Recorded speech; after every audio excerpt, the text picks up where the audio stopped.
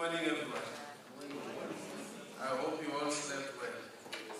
You look very nice and fresh and ready for this second and the last day of our session.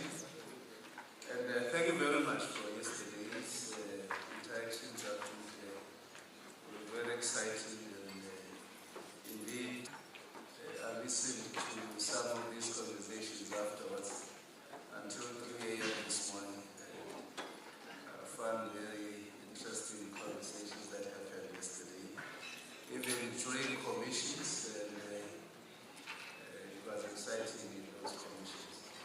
Today, as I've said, I'm not the program director. We have the official program director, the owner of this project, DDG for planning, DDG Norwazi Gasa. We call her Ulwa, only us. So she will be taking over today and running the program, and we appreciate DDG Gasa that you are here. She is also accompanied by DDG Mbogo Baba, who will then be taking over as well the session number 9.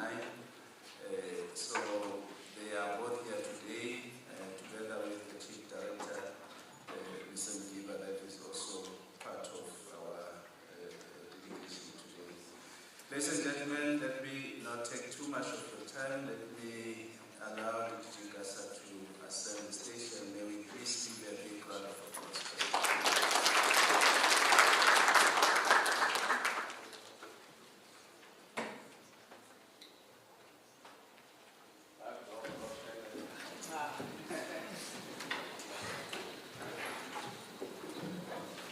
Good morning, colleagues. Thank you very much, DDG Zungu, for your kind words of introduction.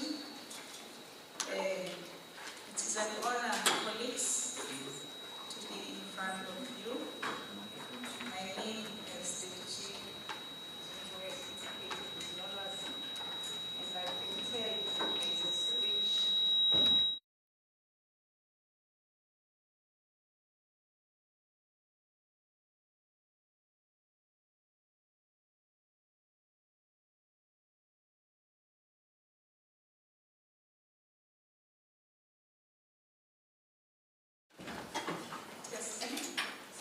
Can you hear me? Yes. All right. Let me reiterate my apologies, which I believe were taken yesterday. I was not able to join you as I would have wished to join you. I believe it was indicated that I could not be with you yesterday because I had to represent the department in the portfolio committee. Allow me to greet all of you who are present, fellow DDGs, our colleagues, all of us who are working with us for this very important program that involves looking at the TVET system and the extent to which we have done work on the TVET system, and particularly research findings that speak to how we maximize that work, which is at the pillar of the PSET system, and allow me to really appreciate the extent to which you have had deliberations on day 1, starting with the keynote address from the Deputy Minister and receiving the background on the TVET research program by Professor Papia, and then looking at international developments on TVET, then receiving messages of support from organized business and labor, and then looking at the analysis of program qualifications, the geographic information systems, the designation of TVET college graduates, and then moving on to the research on TVET students and issues regarding NSFAS, the factors affecting student performance on TVET colleges, and the centers of specialization. Colleagues have been advised that the discussions in the commissions were very, very informative. They were rigor, and actually, even though colleagues who started very late, all of yourselves indicated the commitment and stayed well beyond 5 p.m. We really appreciate the commitment, the academic, the rigor that exists in this room. If I may, please, colleagues, please may we give ourselves a round of applause.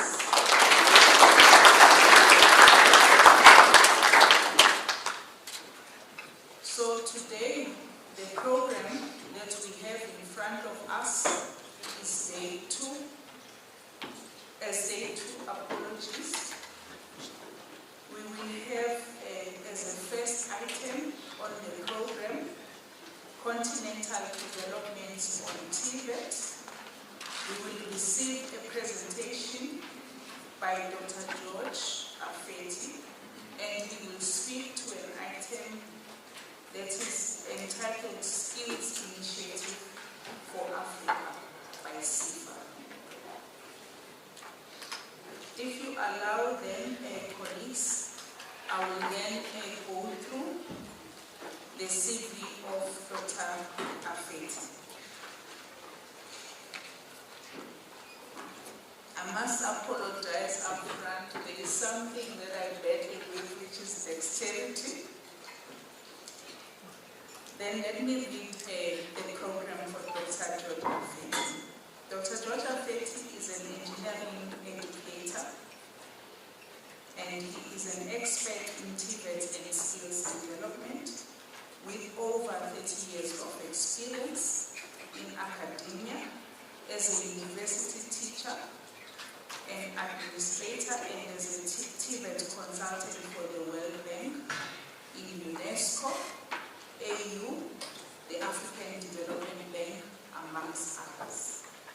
He has authored and co-authored more than 70 refereed journal papers, books, technical reports, and newspaper articles on post-secondary education and TVET. He has taught in universities across Ghana, France, Nigeria, rising to the rank of associate professor, and he has also worked as a rector of the Technical University in Ghana and Secretary General of the Commonwealth Association of the Technical University and Polytechnics in Africa. Dr. Afeti is currently Vice Chair of the Consultative Advisory Group of the Partnership for Skills in Applied Sciences, Engineering, and Technology, which is referred to as PASET in Africa.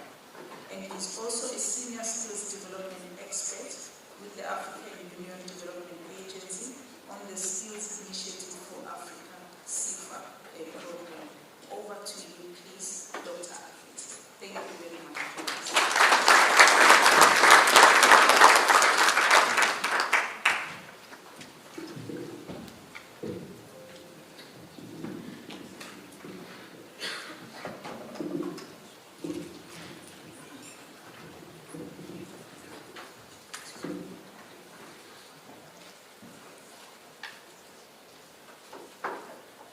Thank you very much, for your kind words.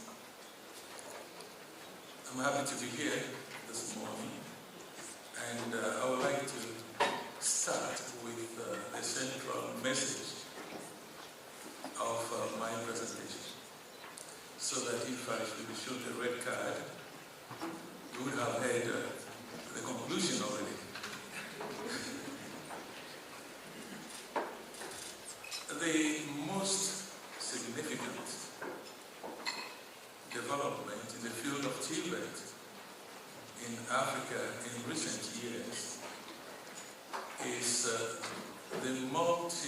country collaborations and approaches and interventions aimed at developing resilient national TVET systems.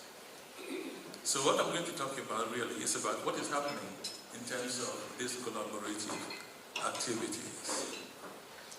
The idea is that if countries collaborate, they can learn from each other. Peer learning is important. Benchmarking is important. And in this way, we all become winners. So let me start with a brief idea about the outline of my presentation.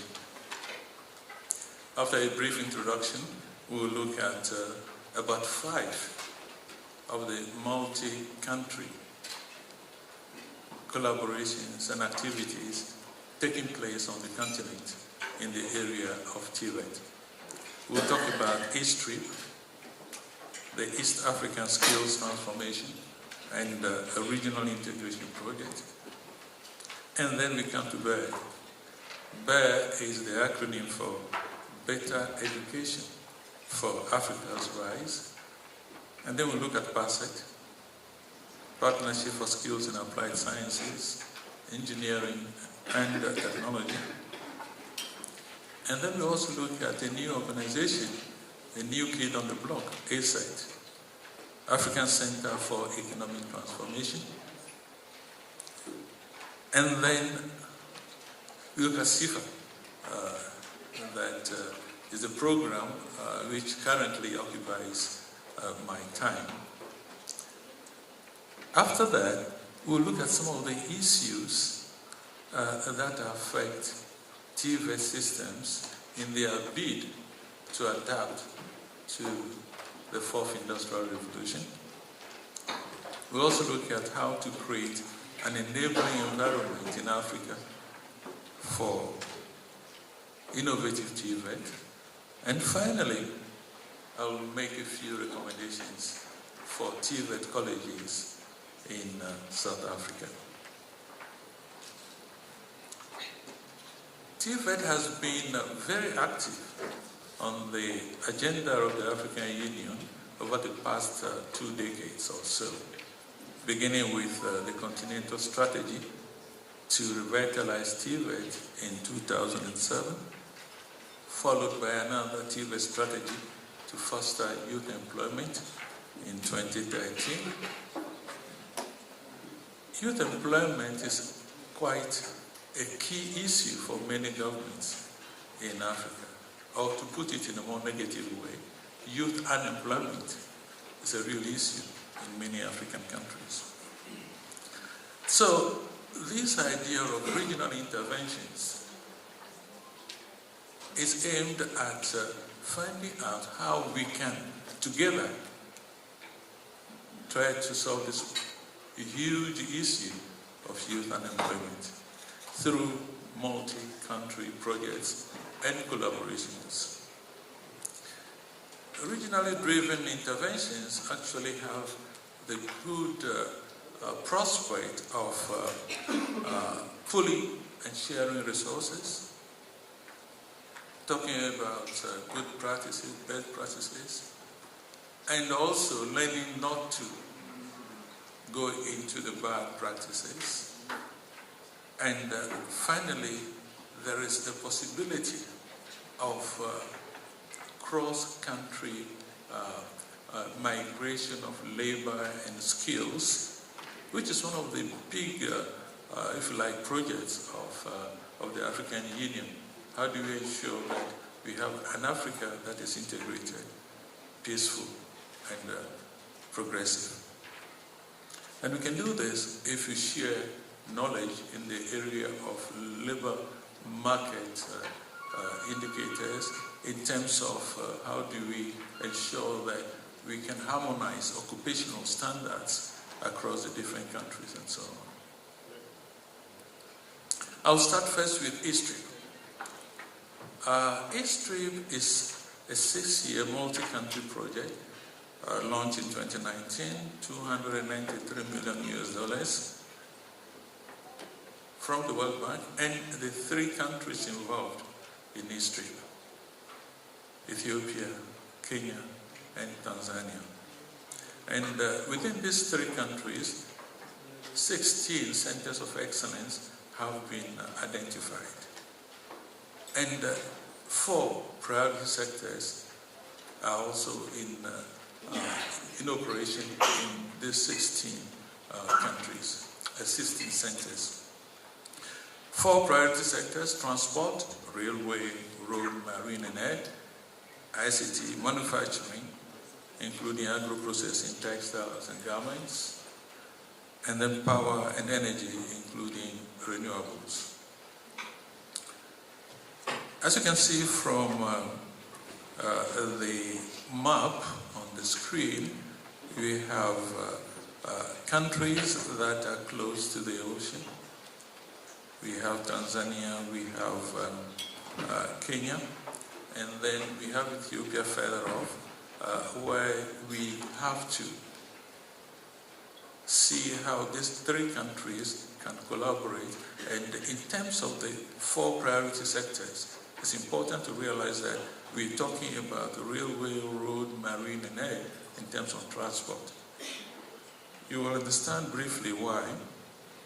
If you take the focus areas and also the countries involved, you understand why, for example, railway is quite active in Ethiopia.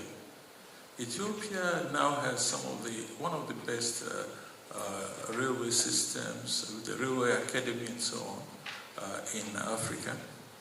And then you have the other sectors distributed in these 16 TVET centers of excellence with the 4 priority sectors. Next project is what we call the UNESCO BEAR project. This is a joint initiative of UNESCO and the Republic of Korea, which is supporting this activity in many African countries at this current moment. The specific goals of BEAR are the same as the goals of most national TVET policies. We talk about relevance, we talk about quality, and we talk about perception and attractiveness. These are the 3 pillars on which the BEAR project is built. The BEAR project is also aligned to the UNESCO strategy for TVET, which is also built on 3 key pillars. UNESCO's new policy on TVET has 3 pillars. The first one is skills for individuals. How do we develop skills for individuals for them to be able to learn, work, and live? The second pillar is on sustainable economies, skills for sustainable economies. And the third pillar is on peaceful and inclusive societies. So the BEAR project is built around these 3 key strategies or pillars of the UNESCO TVET strategy. Currently, 14 countries are benefiting from this BEAR project in different sectors. You have Ethiopia, Uganda, all the way down to Tanzania in different sectors. We are now on the 3rd phase of the BEAR project. First phase, BEAR 1, was in the SADC region. BEAR 2 was in East Africa, and BEAR 3 is now in West Africa. You will not find South Africa in there. I don't know why, but perhaps it's because they are more advanced. But we'll get to know in a few minutes.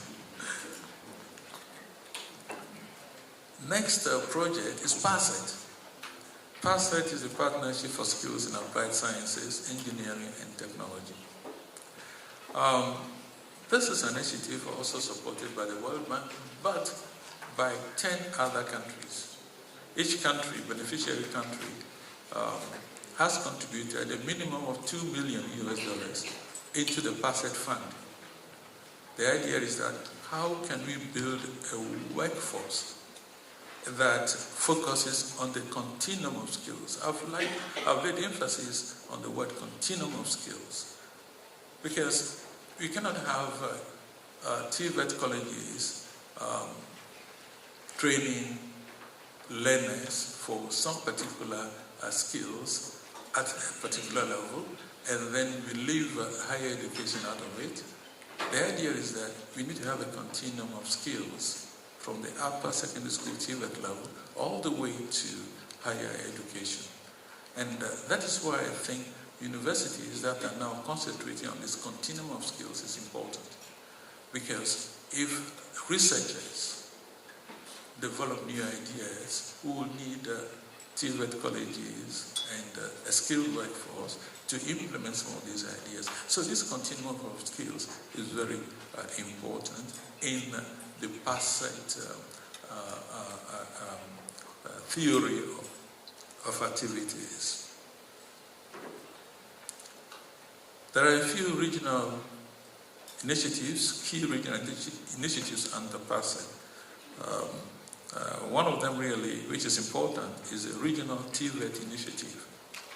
And it is based on this PASSET idea of a regional TVET initiative that eStream was born.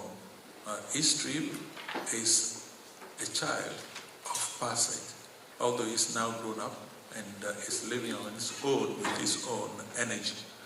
But it was part of the PASSET initiative. What is important for us as TVET practitioners and researchers is that every other year, PASSET organizes a forum on one aspect of TVET. The 5th PASSET forum, which was held about 2 years ago, was on digital skills for TVET.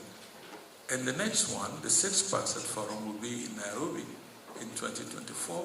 And here we'll be looking at how do we leverage TVET, not in isolation, but within the general knowledge and skills ecosystem for Africa's industrialization. TVET alone cannot do it. We need to get ourselves into the knowledge and skills ecosystem. So this forum will be held in Nairobi in April 2024. It's always an event where government officials, ministers, policymakers, students, business people are invited, experts from around the world, to talk on some of the thematic areas of such forums. And I think that PASSET is now giving a lot of importance to TVET, and this is what we should take advantage of. I'll be coming to that towards the end of the presentation. ACET is the African Center for Economic Transformation. It's a policy institute, economic policy institute. So you might be wondering, what is ACET doing in the area of TVET? ACET believes that you need TVET in order to achieve economic transformation. Because if you have raw commodities, natural commodities, and you need to process them, you will need TVET. And TVET becomes such a key, a central issue, activity in economic transformation. So ACET is now conducting a research study on how TVET systems can adapt to the 4th Industrial Revolution and the future of work. And ACET is starting this in 6 countries, in Ghana, Cote d'Ivoire, Niger, Ethiopia, Rwanda, and Uganda. At the end of the day, the key research question is, what are the strategic policy directions, frameworks, and training partnerships needed to equip the youth with employability skills for the present and future jobs? We hope that at the end of the day, ACET will be able to develop some guidelines and possibilities that are open to countries to support TVET as an agent of economic transformation. Skills Initiative for Africa. This is an initiative of the African Union Commission, supported by the German government and the European Union through KfW, which is the German Development Bank. CIFA provides funding on a competitive basis for training providers to be able to make themselves or put themselves in a position to train young people for the world of work. And I'm happy to say that the 8 countries that are currently involved in CIFA, South Africa is one of them, and I think Capricorn TVET College is a beneficiary of this CIFA project. The CIFA program has certain objectives and results areas. For example, if you are funded, then you are capacitated really to provide employment-oriented skills training. In a few cases, you can have financing up to 3 billion euro, either to build new training facilities, acquire equipment, train teachers, develop new curricula, and so on. The second area which is important to CIFA is that there must be access to employment-oriented skills development. Proposals coming into CIFA for funding must demonstrate their ability to offer employment-oriented skill development courses for women, low-income young people from poor backgrounds, and then proposals must also demonstrate that the private sector is fully involved in what they want to do. And finally, lessons learned and the best practices are disseminated. 3 funding windows, I will not go through all that, now these are too technical, but the important thing is that we have 3 funding windows under CIFA. Funding window 1 can give you up to 3 million euro to be able to take care of some of the dire, if you like, infrastructure requirements and so on. And then window 2 has to do with inviting an international, world-class private company to partner with a local training provider. And here, an amount of about 1.5 million euro is available to do this. Finally, window 3, that's a smaller proposals or projects which can attract up to 800,000 euro. Now, having talked about all these projects taking place now on the continent, there are a few topical issues, major issues that I want to touch on very briefly. The first one is the capacity of TVET systems to adapt to the future of jobs, and especially the fourth industrial revolution. We all know that there are critical issues which are preventing TVET systems and other training providers to provide for the training of young people for the future of jobs. But there are issues there. Most of our learners don't have adequate STEM skills, science, technology, engineering, mathematics skills. The basic education is not sound enough to benefit from instruction in 4IR technologies. We have issues with digital infrastructure. So if you've not traveled outside South Africa, into a number of African countries, you will think that digital tools are available everywhere. It is not so. Most countries have difficulty ensuring that they have affordable internet, high-grade electricity, and so on. It's always a problem in many countries. So with such inadequacies, it's difficult to see how institutions can prepare young people for the future of work. There is a school of thought which says that why bother so much about fourth industrial revolution technologies when in fact you can get people to repair leakages in your bathroom, for example, or lay tiles on the floor, for example. The truth of the matter is that Africa cannot be isolated from what is happening in the area of new technologies, but at the same time cannot ignore also the fact that many of our young people, about 100 million of young people in Africa, have not had adequate, sound basic education, or they are stark illiterate. These people also need skills to survive. So countries will have to do a balancing act to train those without the requisite sound education to benefit from the higher level training, and at the same time prepare those who don't have the opportunity or didn't have the opportunity to acquire a good, solid background education to also acquire skills for survival for the world of work. Many countries in Africa have low exposure and low capacity to fourth industrial revolution technologies. The World Economic Forum estimates that the average exposure is 44% and the average capacity is 63%. I'll explain that with this chart.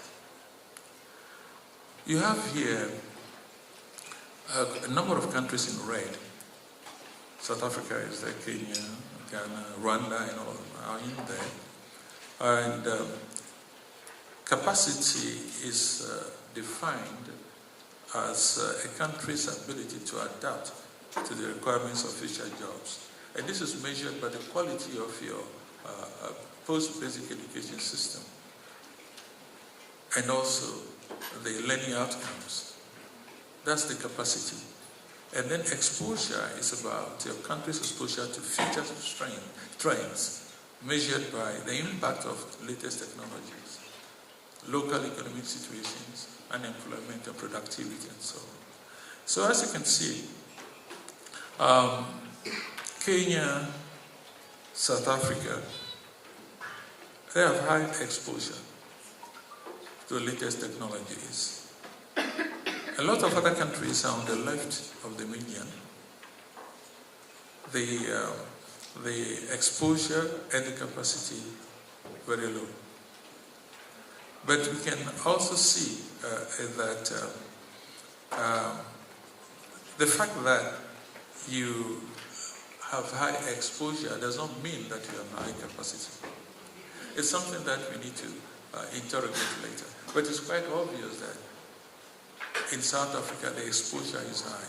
It's above the average in terms of exposure to latest trends. It's quite high. But the capacity may be a bit of a problem because of the quality of the post-basic education system, TVET colleges and so on. The next and the last topic that I want to talk about is how do you create an enabling business environment for TVET? We all know that you cannot isolate TVET systems from the economic realities of a country. We all know that effective TVET systems must respond to the local market. So, how do you create this enabling environment? This is where governments come in. It is not the training provider. It is not the job of the training provider to ensure that enterprises grow, expand, innovate. This is a policy measure, fiscal and economic policy measures that governments must put in place. So it's always important to dialogue, for TVET to dialogue with government and the market, and the labor market. Because as enterprises grow and the market, and they innovate as well, that market demand for TVET skills would grow. Employers, companies would want to really get more and better skills to increase productivity. As a result, TVET institutions also will be obliged to develop these skills. So it's a symbiotic relationship. How the economy behaves, how enterprises grow, determines how TVET systems become more viable, more innovative, and more effective. Now, let me conclude by making a few recommendations. And the first one is not a recommendation, it's a plea. It's a plea to South African TVET colleges to become more active in what is happening outside South Africa. You know, South Africa appears to be really hemmed in and not very much aware of what is happening in other countries of the continent. So my first plea is that please, all the research things that Joy Papiena and the others led yesterday we saw about, it's all about South Africa. Is there a possibility that such research activities can now also rope in African countries? It's extremely important for the survival of Africa as a whole. If one country succeeds and the others fail, we all fail. So I would make an appeal that South Africa should get out of this envelope and begin to reach out to other countries. Benchmarking, peer learning, all these things are very important, especially to the African Union agenda. We want to live together. We want to have a peaceful society. So it's important that we work together. And finally, I think that African countries can learn from how the education and training systems in South Africa relate to work-based learning. This is quite poor in many African countries. And on this note of it's a plea actually, I want to say thank you very much for your attention. Thank you.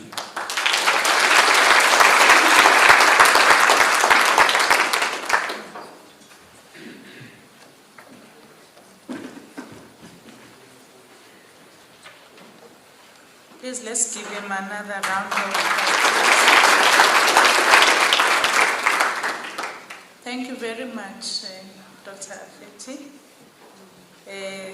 This marks the very first presentation of Section 7 for continental dynamics and for the manner in which we are best able to respond as the TVET sector. Colleagues, the floor is very much open for discussion. We have about 25 minutes. There is a roaming mic. Dr. Afeti has taken us through continental, international dynamics in the manner in which we can respond as the TVET system. I notice a hand on my extreme left.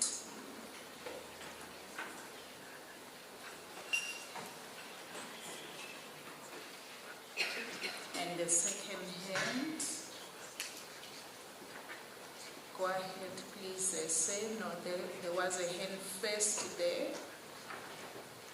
Apologies, say. You will be second. Yes, please. I thought you would maybe go to that other side. No, apologies. Your mic is not on yet. Thank you. I am Tshepo Ngogo, the principal at Western TVET College in Randfontein. I like to welcome the findings of the research. Very informative. My just small contribution to the presentation is that I saw the initiatives that we've been researched, especially in Africa.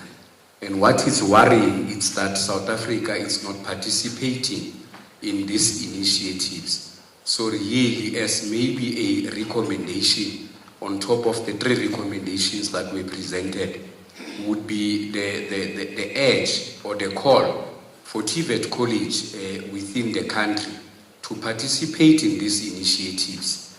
We go to CETAs, we go to NSF looking for funding for projects that could also have been funded by the projects that the Prof has indicated here. So that is just my appeal to say that let us, as TVET colleges, let us participate in these initiatives. It is good and well that we go to China, we go to Thailand, we go to Netherlands, we go to this, and yet there are initiatives within our own continent which we are not supporting and not participating on. Thank you. Thank you very much. May I, just to be certain, you are referring to both the UNESCO, from an international perspective, a regional perspective, and also the South African perspective, from both the teacher development and the learner perspective. Thank you. Sir, from the 3rd row, over to you.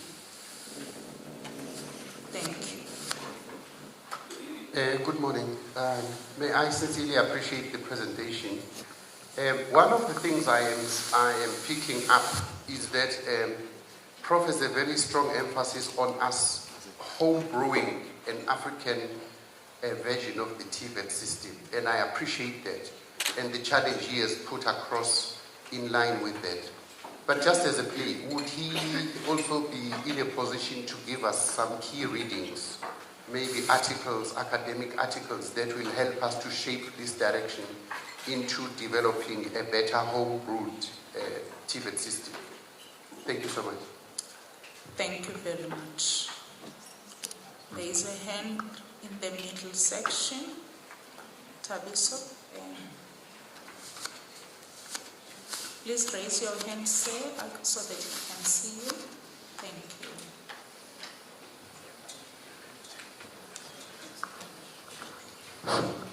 No, thanks very much, and let me appreciate the insightful presentation by Dr. Afeti. Thank you so much. Doctor, I understand it could not necessarily have been the specific brief of your presentation to concentrate on the absorption rates of TVET graduates on the African continent from one country to the other, in particular the East African countries that you mentioned, Kenya, Ethiopia, and Tanzania. I just wonder if maybe you are in a position of that data, because I was also impressed by the continental submission made by the African Union delegate yesterday. He was painting a picture from one country to the other, and AU as a continental bloc to say, in terms of absorption rates of TVET, graduates from those countries in the European Union, these are the statistics when it comes to how are they absorbed in the labor market.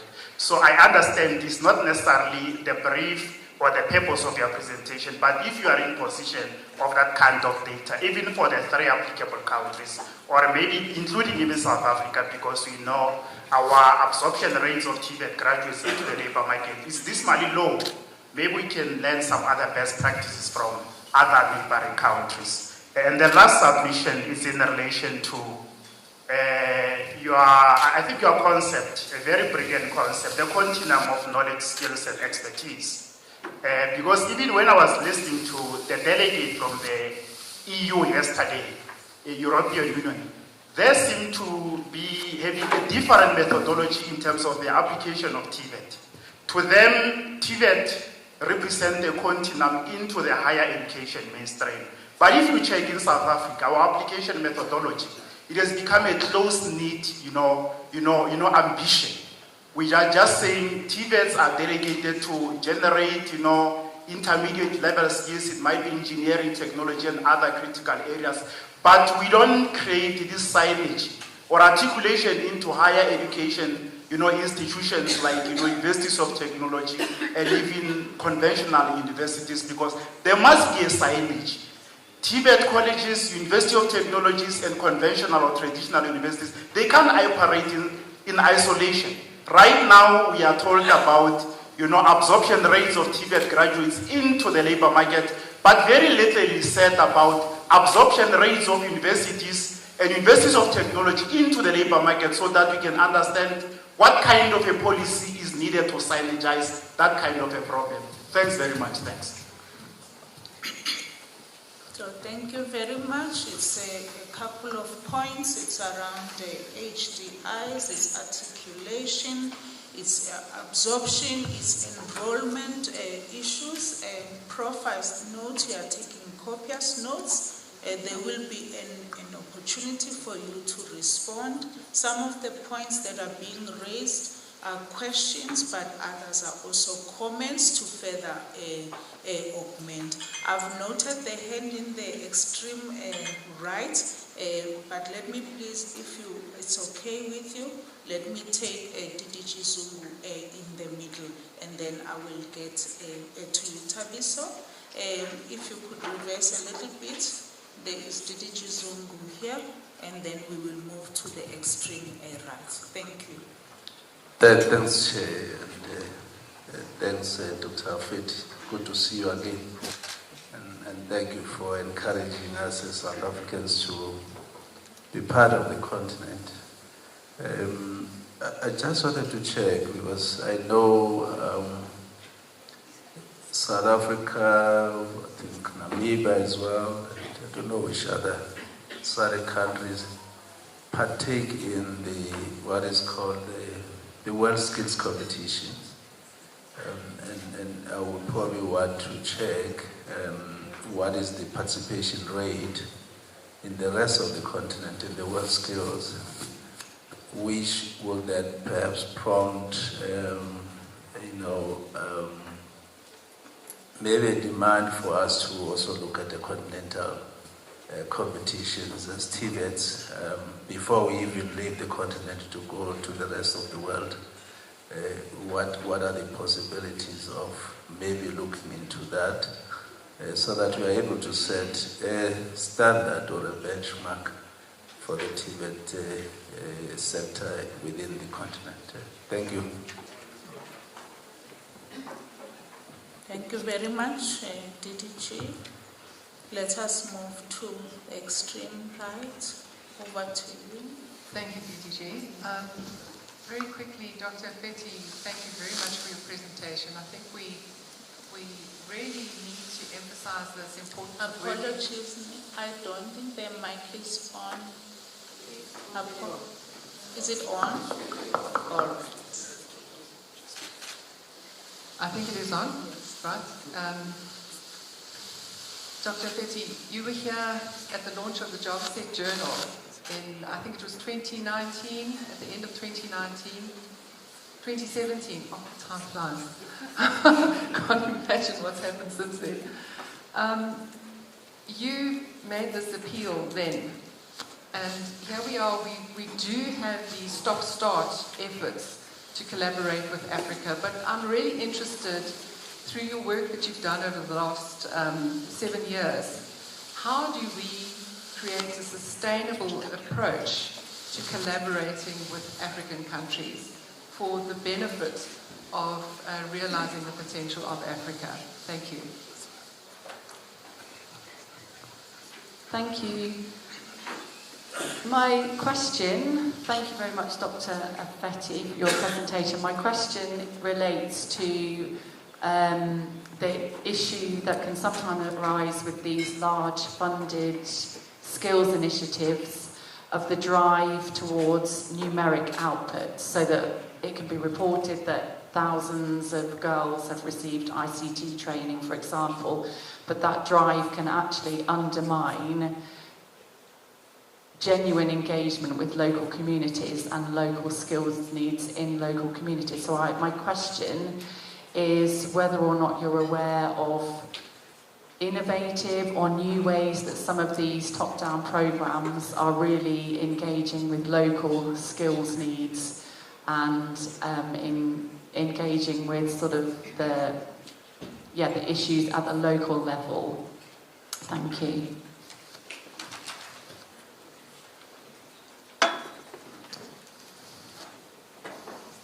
All right. Thank you very much.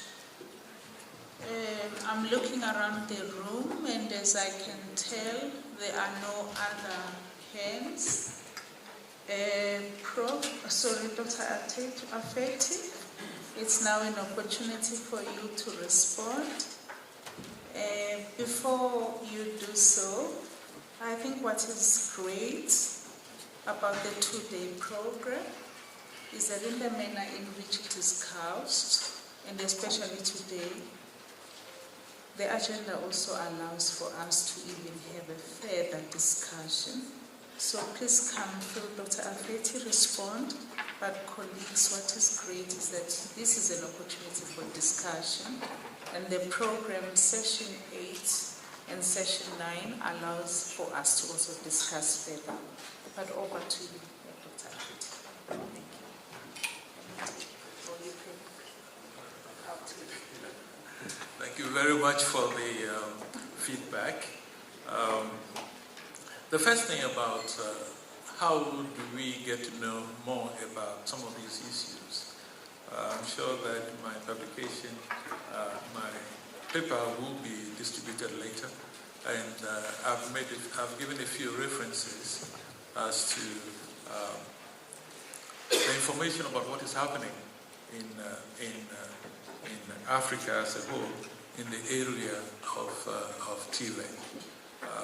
I've also given some websites where you can find further information on all these initiatives in my presentation. The second question about the absorption rate of TVET graduates is important, and also in line with what we heard yesterday about the European Union. The African Union is also working towards such a system of benchmarking, setting of targets, and trying to figure out what is happening in the different countries, the 54 or so countries of the continent. Beginning with the adoption of the African Continental Qualifications Framework. This has now been adopted, and the idea is that national qualification frameworks can tease out common grounds from the African Continental Framework, which will ensure that standards are harmonized, not the same, but are harmonized across Africa. And there is also the important point that the ultimate aim, let me stress this, the ultimate aim of TVET is to support economic transformation, is to support enterprises, small and medium scale businesses and so on. TVET is not designed to be a route to the university. That is one thing that we must all understand. It has a purpose, but, and this is a big but there must always be flexibility in the educational structure for those who may wish or who have the talent and ambition to proceed to higher education. TVET should not be a dead end, but we must not lose sight of the fact that if everybody from the TVET colleges moves all the way to the university, then we're going to create a gap, a middle gap of skills shortages, which cannot be provided by the universities. The needs of Africa are so huge, the skills needs are so huge that no one single institution can provide all the skills required for developing our various countries. So I agree, we need to provide opportunities for talented young people who have passed through the TVET system to continue to the higher level. In fact, what I know from my experience in Africa is that students who have passed through the TVET college before going on to have a degree in engineering and so on are the best engineers you can get, because they have acquired the practice, the hands-on learnings from the TVET colleges, and combining that with the more theoretical studies, you get an excellent graduate. I want to also say that the World Skills program, I participated in 2 of them. The first one in Sao Paulo in Brazil, and at that event, only I think 2 countries were represented. Zambia and one other country from Africa were there. And the World Skills Program is supposed to be one of the events that can showcase the importance of TVET in our daily lives. And it begins first with national skills competitions. So it's important that countries that are interested in participating in the World Skills events should also organize national skills events where you identify the best plumber, the best electrician, the best guy in catering or what have you, and then you forward this candidate to participate in the World Skills. Now that we have World Skills Africa, I'm sure that South Africa can really be a leader in this area of trying to project skills development on the continent. So the first step is, of course, to organize a national skills competition. Do we have a sustainable approach to collaboration? Collaboration is best when it involves 2 willing partners, 2 or more willing partners. Collaboration cannot be forced on institutions. And I think that institutional leaders have a role to play here. We go to conferences, we network, and that is when perhaps we should start looking at collaborating with each other. Collaboration cannot be forced on institutions. But I think the first point of call is for institutional heads to begin to identify common grounds of collaboration, common interests. That is how it can be sustainable. You must have a common interest in what you are doing. If you are in the area of aviation technology, let me just put it that way, then you don't go and collaborate with institutions that are strengths in catering or tourism, for example. So it's important that we identify common grounds for collaboration. And I think it must also be institutionalized. If you build collaboration on institutional heads, then when one head goes away, then the system collapses. So it's important that it must be institutional collaboration based on perhaps the first contact by the heads of the institution, but it must be institutionalized in the country, in the institution. I like this question about large-scale donor-funded projects where you have a matrix. How many have you trained?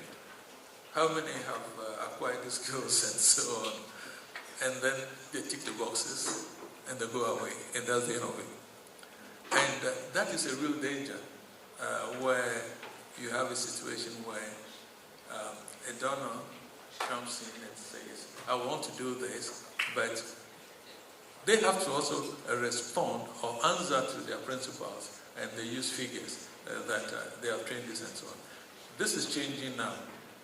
In fact, in the case of the Skills Initiative for Africa, we don't just look at numbers, we look at the priorities of the national governments. In other words, your project must address some of the requirements, human resource requirements of your country, based on your national strategic plan for human resource development. So when you tick the boxes, we want to find out if you have actually succeeded in supporting industries or areas where there are skill shortages and skills gaps. So we are moving away from that. I think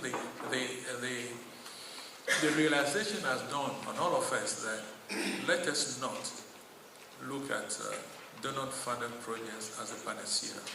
The problem really is that you can use the money, but use it for your own homegrown solutions. I think that is the way that we need to go if we want to benefit from some of these funding sources.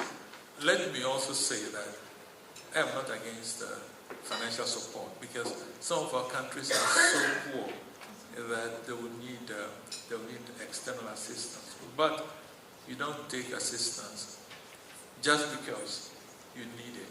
You need to really ensure that your assistance responds to your own needs. I think these are, I've more or less spoken about some of these comments and questions. Thank you.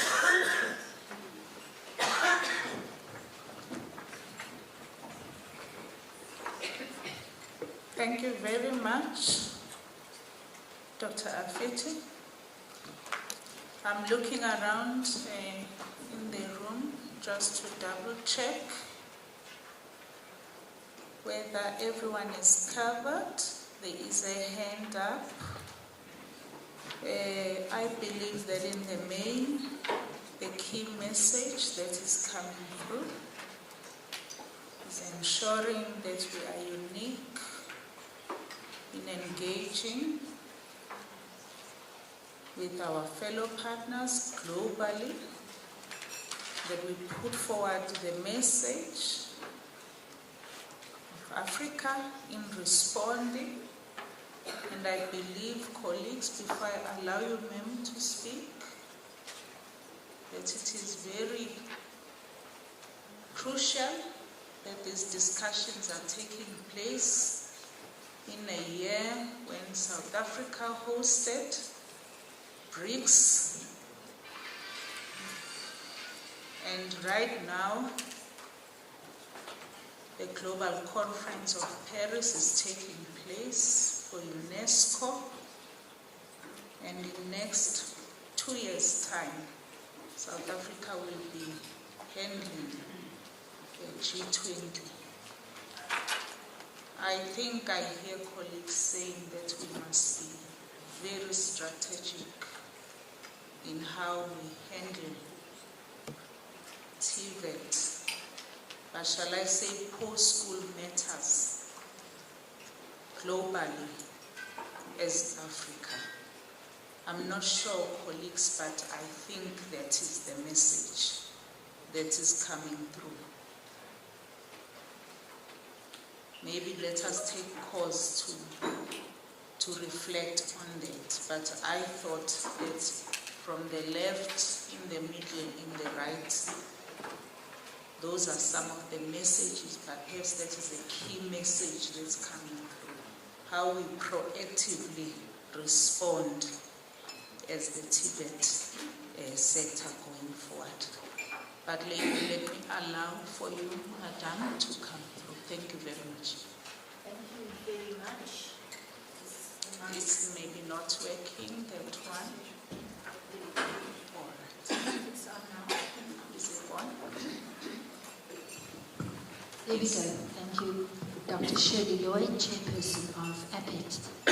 I was very pleased to hear reference being made to the African Qualifications Framework, because South Africa in particular has played a very key role in helping that development.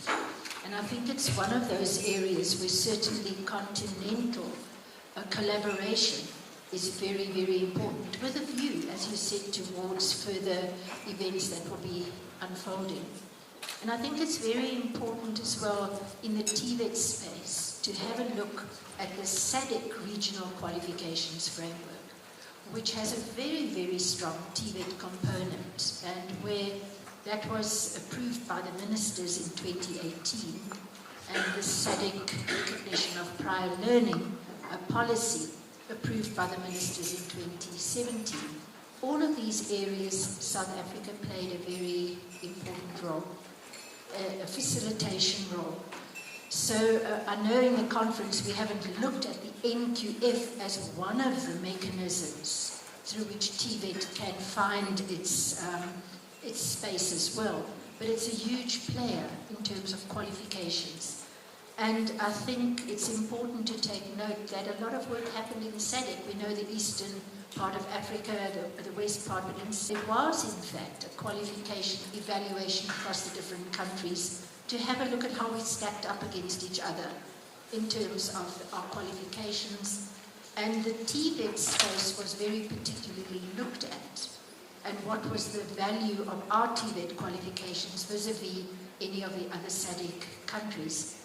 So I think that message, that there's a lot of work that has been done, is being done, and that South Africa has played a very important part, as have our TVET colleges, public and private colleges. And I think the final point to make is obviously the global referencing system, which is housed in UNESCO, where South Africa also participated, as did SADC. So our working in the NQF space, I think, could be highlighted quite a lot in terms of our TVET's work in collaborating with other countries in Africa. And then, of course, the qualifications verification network, which is very important in terms of having a look at qualifications, making sure that they are credible, they're not misrepresented, they're not fraudulent. And there again, South Africa works very closely with other countries. So I think we need to maybe foreground some of that, although it's not directly TVET per se, but it has an impact across the TVET system as well. Thank you. Thank you very much. Very timely indeed. Before I close this session, Dr. Afeti, would you like to respond to that in particular, the comments that have been made? They were just comments. Agreed. Thank you very much, colleagues. This has been, I think, a very interactive process. It is now 10:14. Thank you so much. Thank you.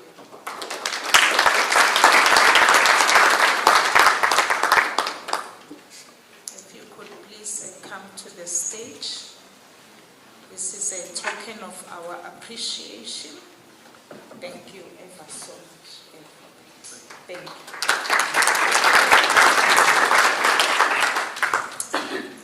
Colleagues, we have come to the end of session 7, which reflected on continental dynamics.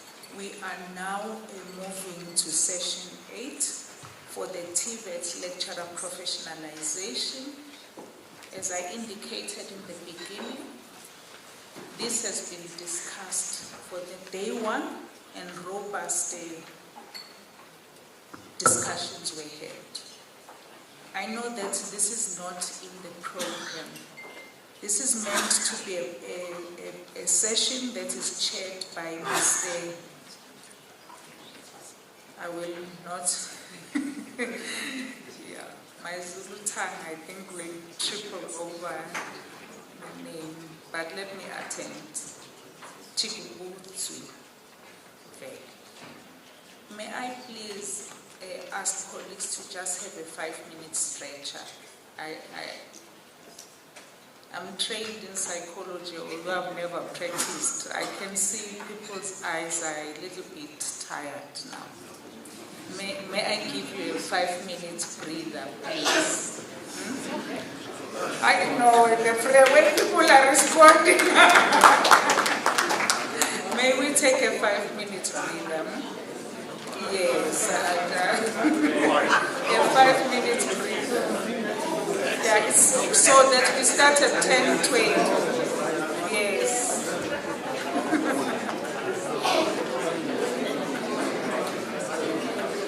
And please, may it not be a South African now.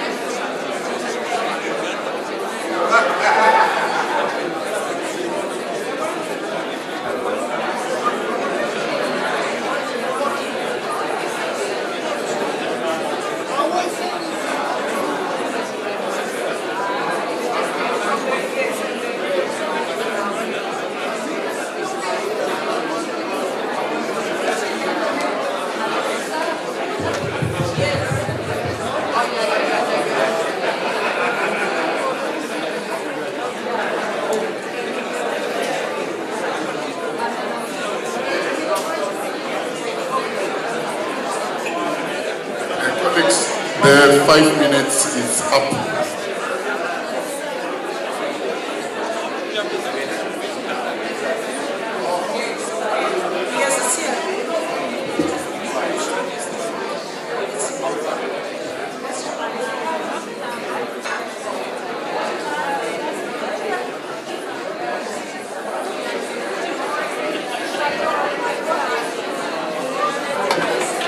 Welcome back. Welcome back, colleagues.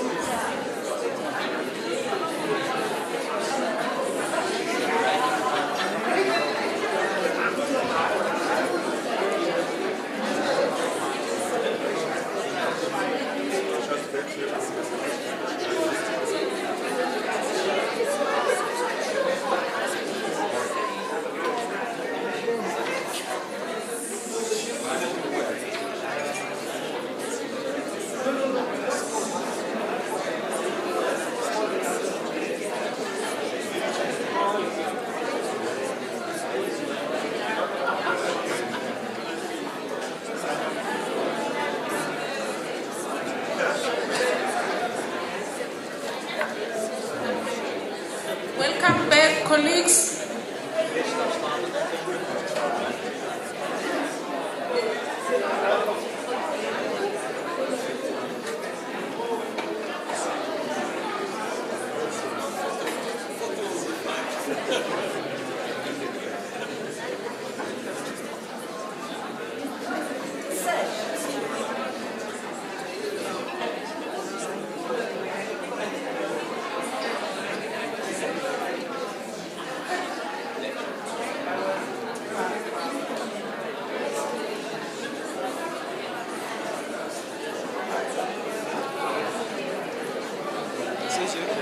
I think it's recording.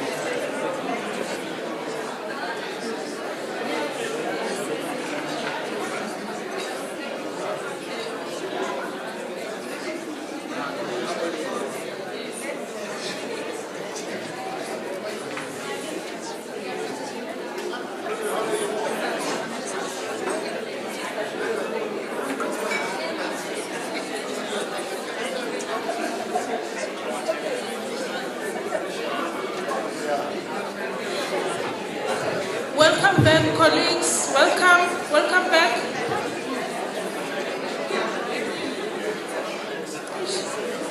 All right.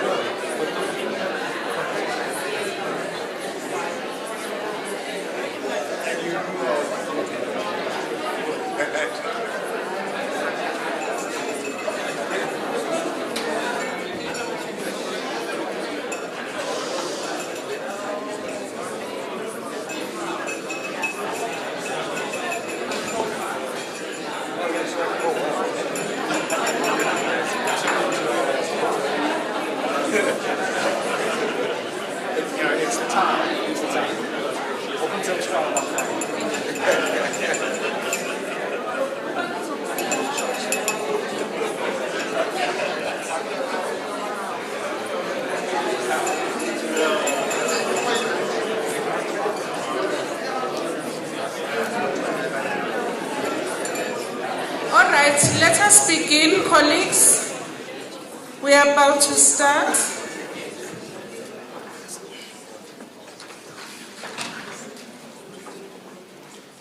Thank you very much.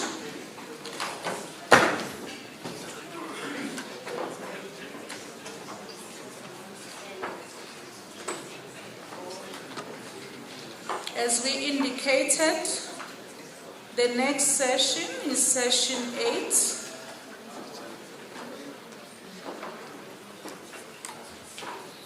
Thank you so much, colleagues. As I allow colleagues to settle, I was joking anecdotally and indicated that South Africans, when you give them 5 minutes, it becomes 15 minutes.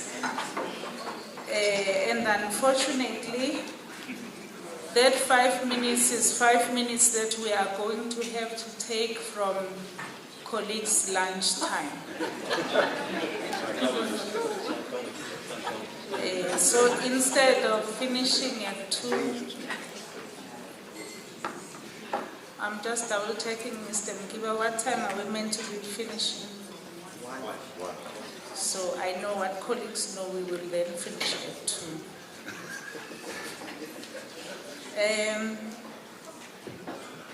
As I get older, I don't respond so well to change. So I suspect in us trying to transition to program 2, Mr. Tibutsa. Tibutsiwe. Tibutsiwe. Yes, Tibutsiwe. We might have exchanged our programs by mistake now. Mr. Tibutsiwe has indicated that he does not want me to read his CV. Yes, he's uncomfortable with that. Colleagues, in the interest of time, let me please hand over to my colleague. He is going to chair session 8 of today. Over to you, sir. Thank you very much.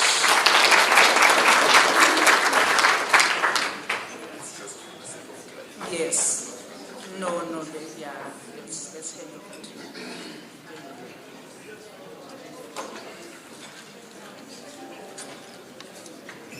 Thank you, Didi Jigaza. It's not an issue of being uncomfortable. I was just looking at time. There is nothing that I need.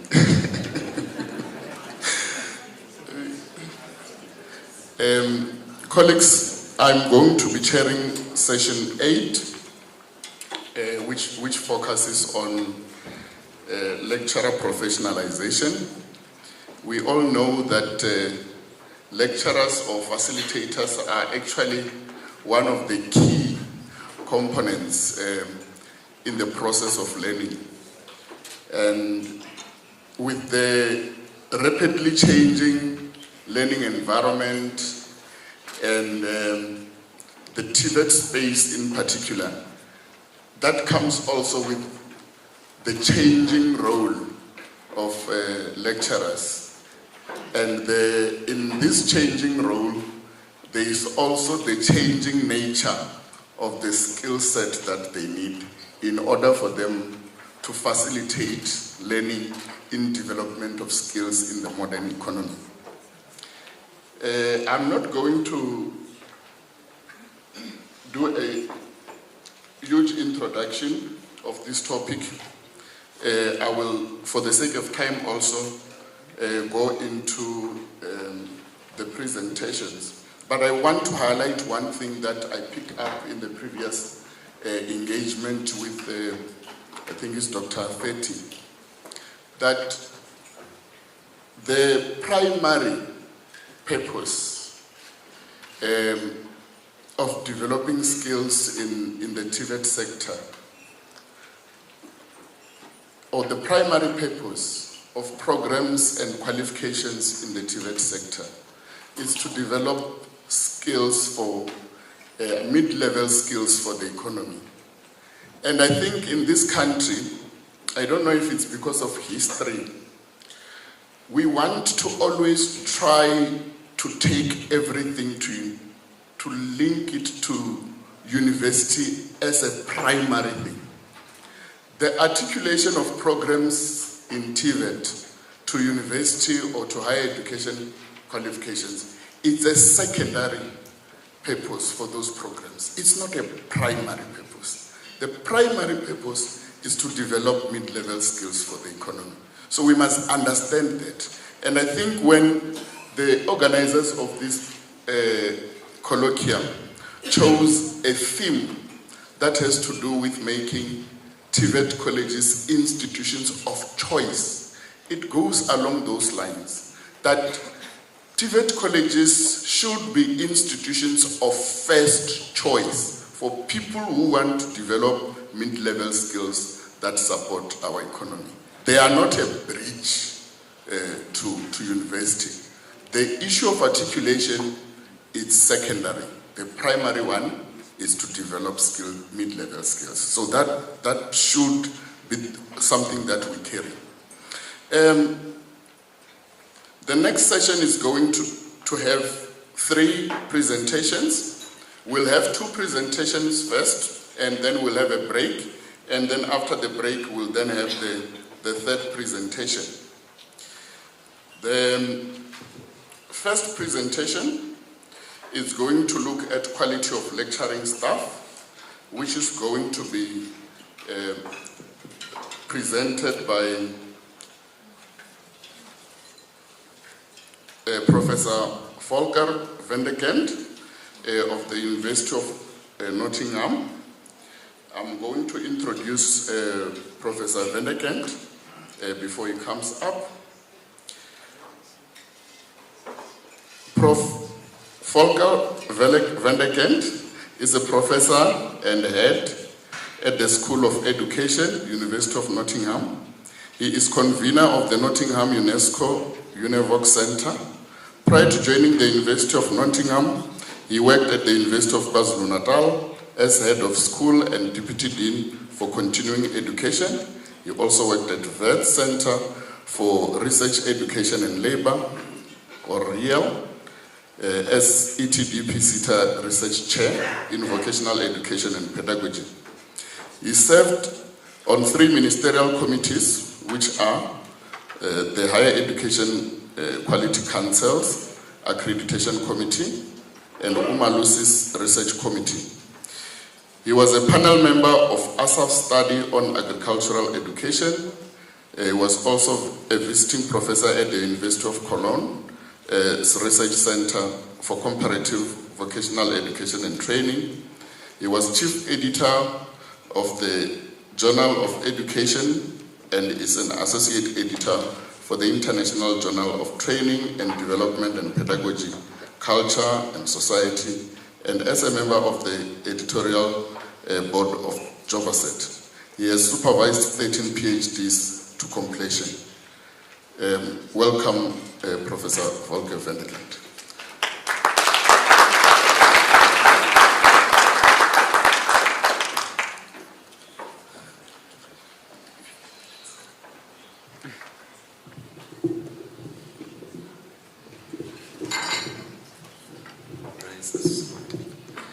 Thank you very much. It's really good to be back. And I'll try and win us back some minutes of our lunch, if we can. So I'm going to go as quickly as possible. Because I think some of the points that we were wanting to make in this presentation have already been covered by the introduction that the chairperson made around the centrality of TVET lecturers in the system. I did want to just say that obviously this is a collaborative project, and I've got colleagues in the room who were really critical to the development of this. So if there's any difficult questions, I'll pass those on to them.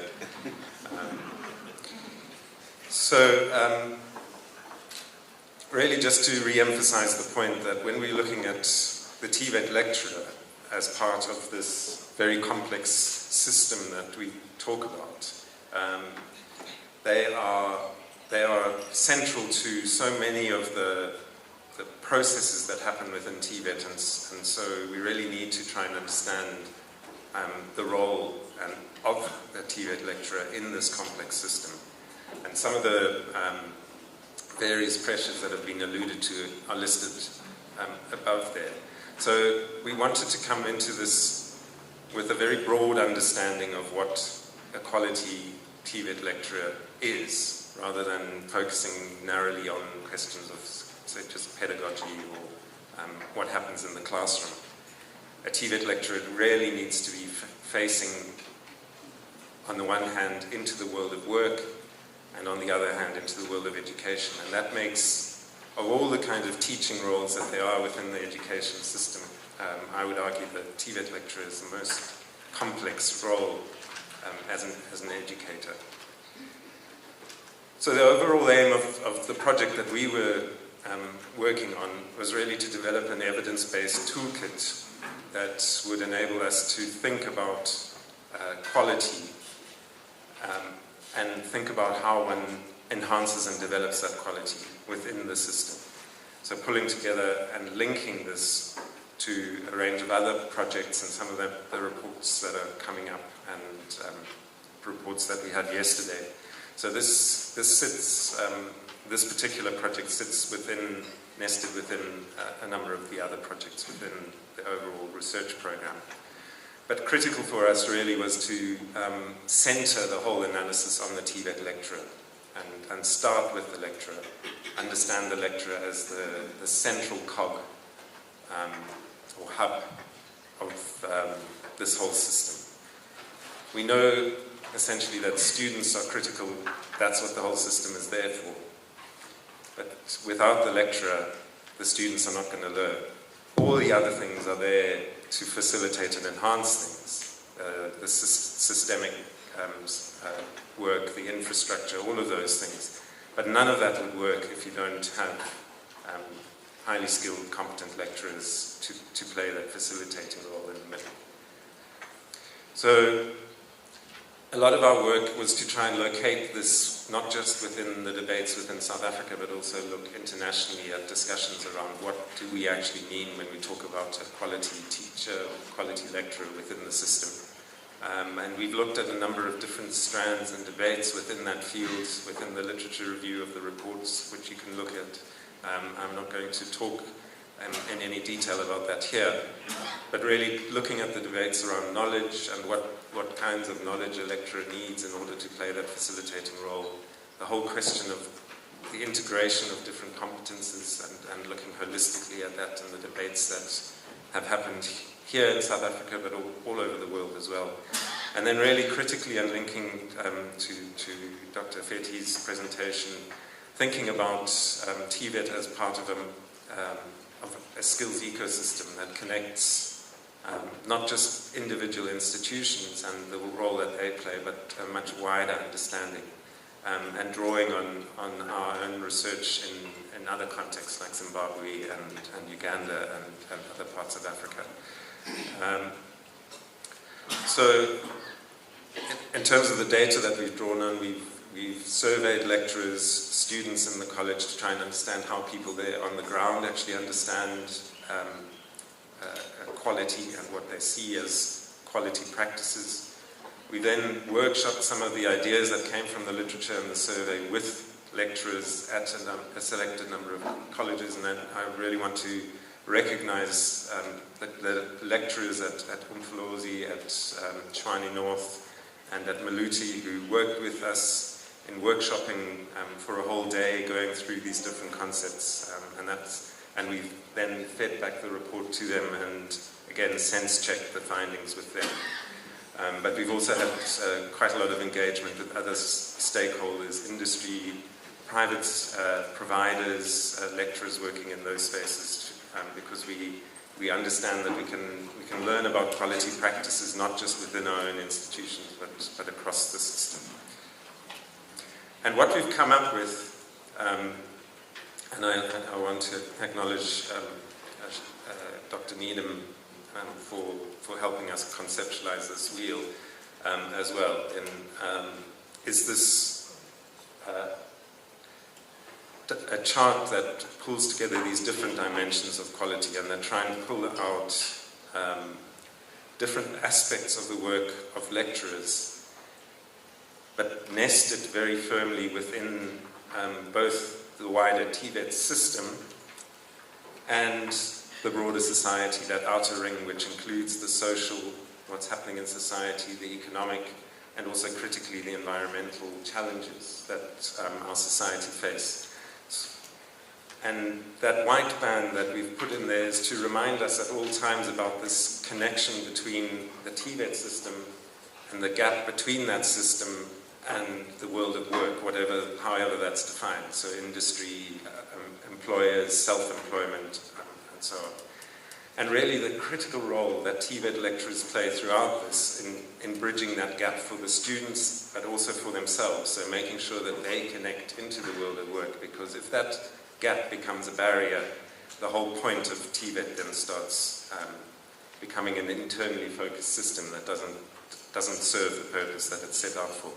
So I'm going to really spend the next couple of minutes just talking through those different dimensions. And the key thing to say, even though they're reflected here as separate dimensions, you'll see very quickly that they are connected, and we see this as a very strong holistic understanding, so that you can't just focus on one section of this diagram and develop a strategy around that and think that you're addressing questions of quality. One needs to engage across all of these and see the connections between them.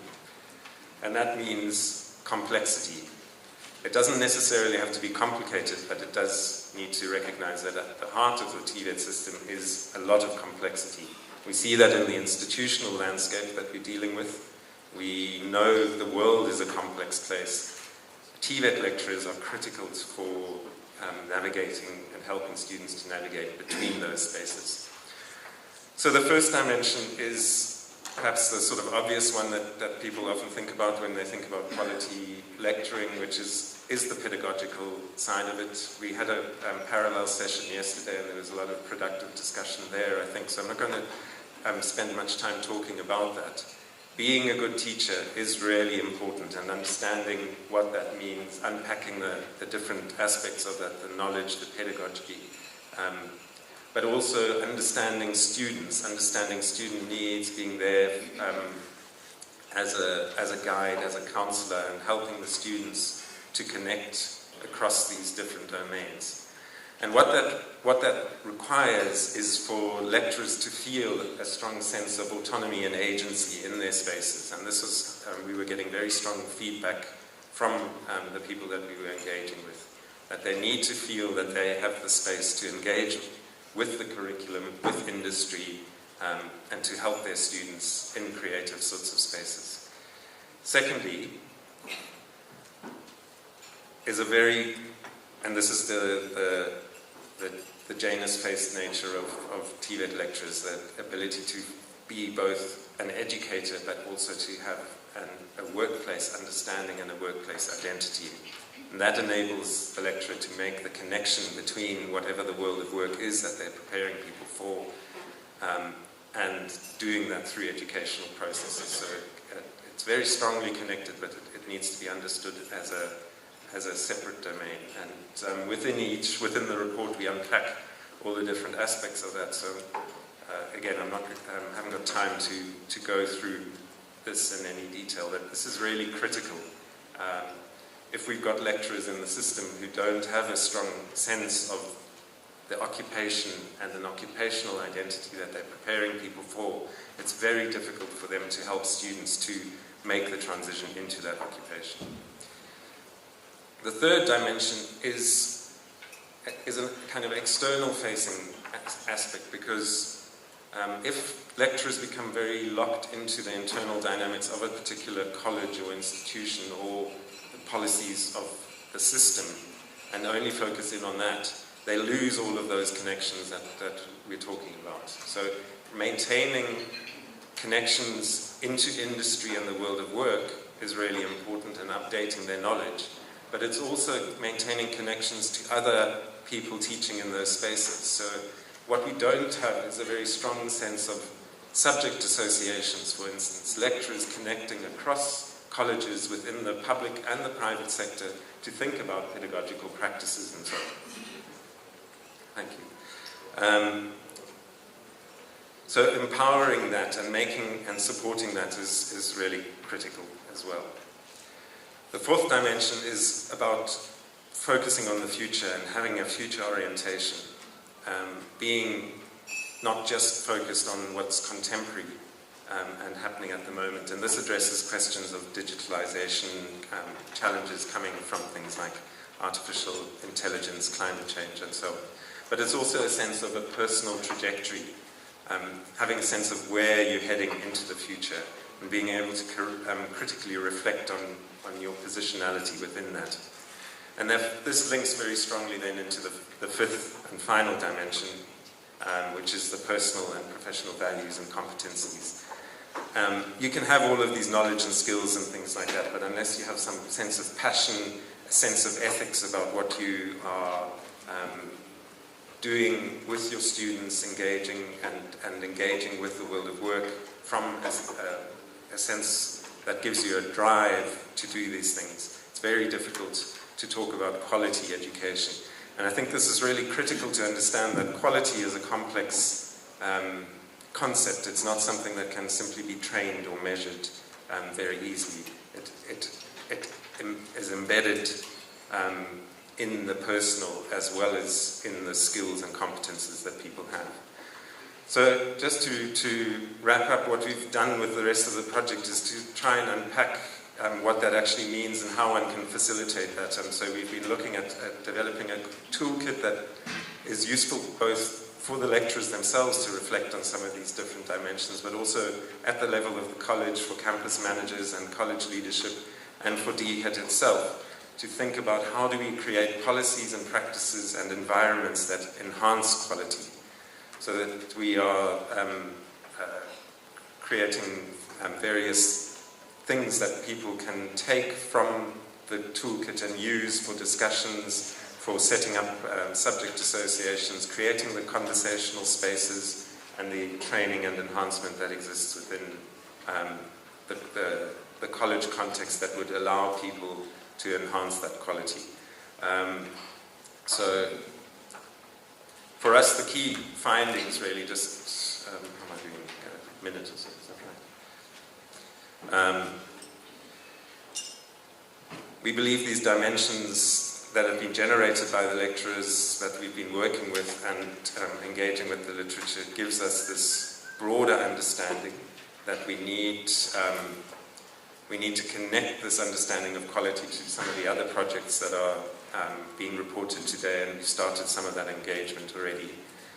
But in terms of recommendations, we think it would be really useful, just based on the discussions we've been having, of taking the model and talking through with different people within the system and thinking what this means for people at various levels for enhancing their quality, exploring mechanisms for supporting and enhancing these practices, piloting some of the tools that we've suggested, and then developing and strengthening some of the formal but also the informal networks that allow lecturers to take some control and agency over their own sense of quality within the system.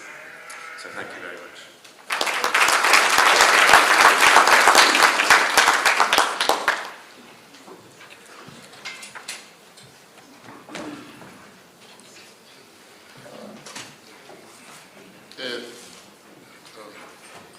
I didn't realize the mic has moved. Thank you, Prof. We are going to take all the three presentations. We won't have a break in between because we just had one. And then after the three presentations, we'll then take questions for discussion. So you can be taking down your inputs and questions for the three different presentations, and then we'll give you a chance after all the three presentations has been undertaken. The next presentation is on post-provisioning norms, and it's going to be presented by Ms. Blanche Engelbrecht and Mr. Matungu Chidi, or Matungu Chidi. I'm not sure which language this is, but it's either Matungu or Matungwe. Ms. Blanche Engelbrecht is an experienced research consultant with over 20 years experience in management and working on various research and analysis initiatives in the public and private sector. Career includes 7 years with an organization involved in productivity improvement, 7 years as a consultant with a private consulting firm, 2 years as project manager facilitating the transfer of training board to a SITA, 13 years as skills planning manager and later as acting CEO of a SITA, and for the last 10 years as a senior research consultant at Mzabalazo Advisory Services. As a researcher, Blanche has been involved in research in various fields, feasibility studies, strategic planning, evaluations for various clients and expenditure reviews on behalf of the National Treasury. Her work includes research into various aspects of the functioning of TVET colleges. The second, the partner in the presentation, Mr. Chidi, is an experienced management consultant and is currently a director at Mzabalazo Advisory Services. Mzabalazo Advisory Services has worked with the human resource development system in various ways since 2006. It has conducted research and assisted various organizations with policy development, planning, program implementation, monitoring and evaluation. Mzabalazo Advisory Services has partnered with a few universities in specialized and multi-year research programs over the years. Through his role at Mzabalazo, Matungwe has interfaced with the entire human resources development landscape, from early childhood development to post-school education and training. He has been involved in several TVET projects under the UWC or the University of the Western Cape Research Program. Please welcome Blanche and Matungwe.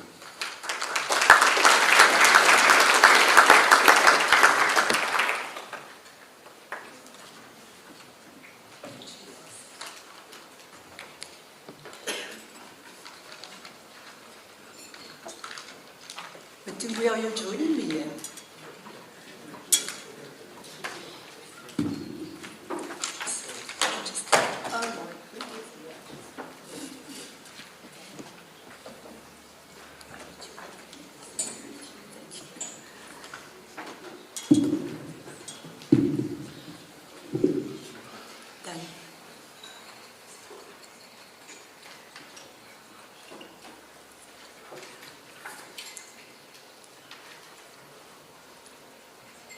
Okay, good morning, ladies and gentlemen.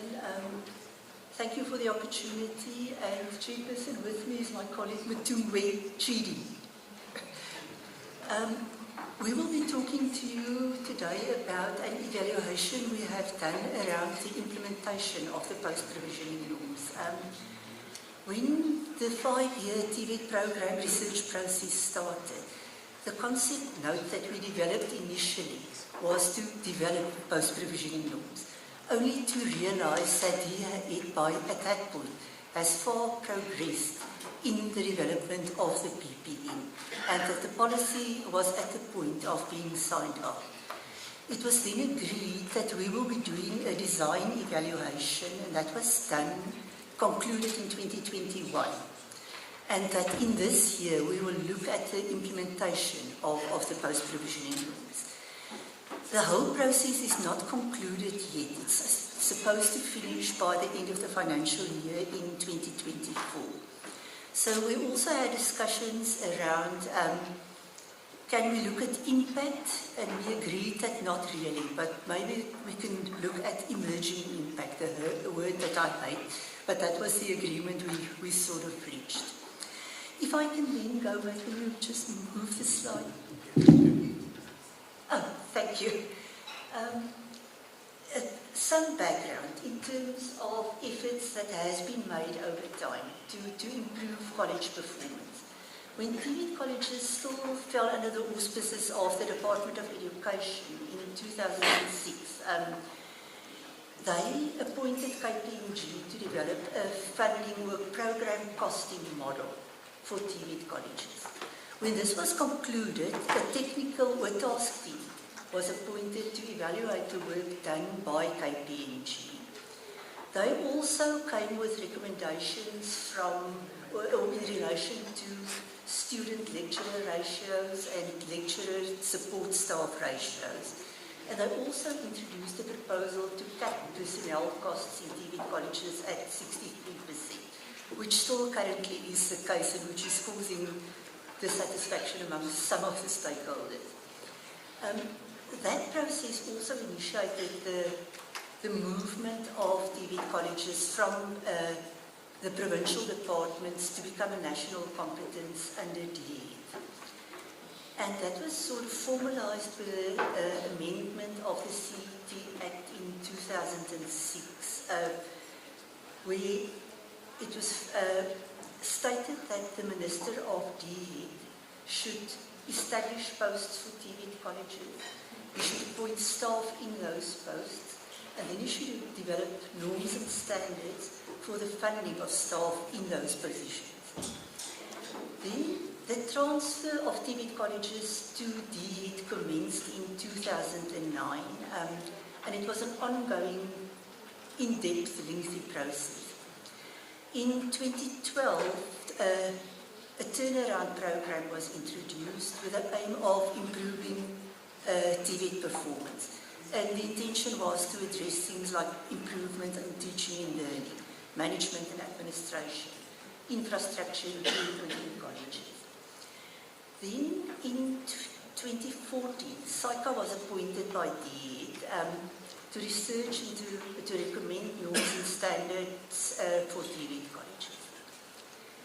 By 2015, April 2015, the whole transfer process, the migration, has been concluded, but some staff remained on the payroll of TVET colleges. Then in 2015, the National Norms and Standards of TVET colleges was finalized, and that was amended in 2020. In 2016, a PPN task team was appointed, and then in 2020, DHET published a post-provisioning norm policy and a procedure manual. Then the question, I think, is what was the problem or the problems that the PPN was intended to address? And there were a number of things. State funding at that point, applicable to TVET colleges, was inconsistent across all the colleges. There were disparities in college systems. Organograms were not the same. There were different delegations of authority. And there were debates at that point whether college structures should be centralized, decentralized, or whether it should be a combination of both. And then further issues identified had to do with the lecturer-student ratio. And I recall research that found that in some instances, I think it was something like 75, 78 students to one lecturer in a class. And in some cases, smaller colleges, were also not able to fill critical posts in the colleges. So, thanks, Matthew. Yeah.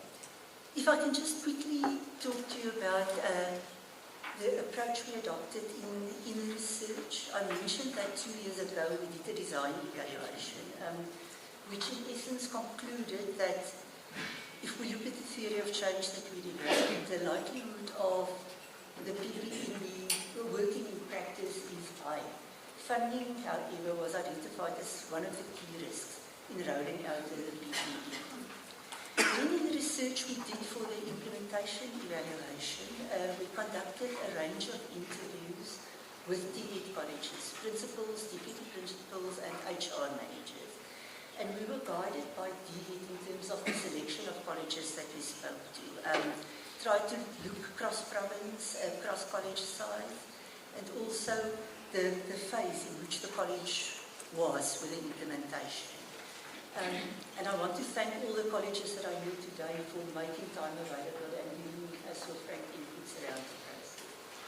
Then we did interviews with a range of people in DHET.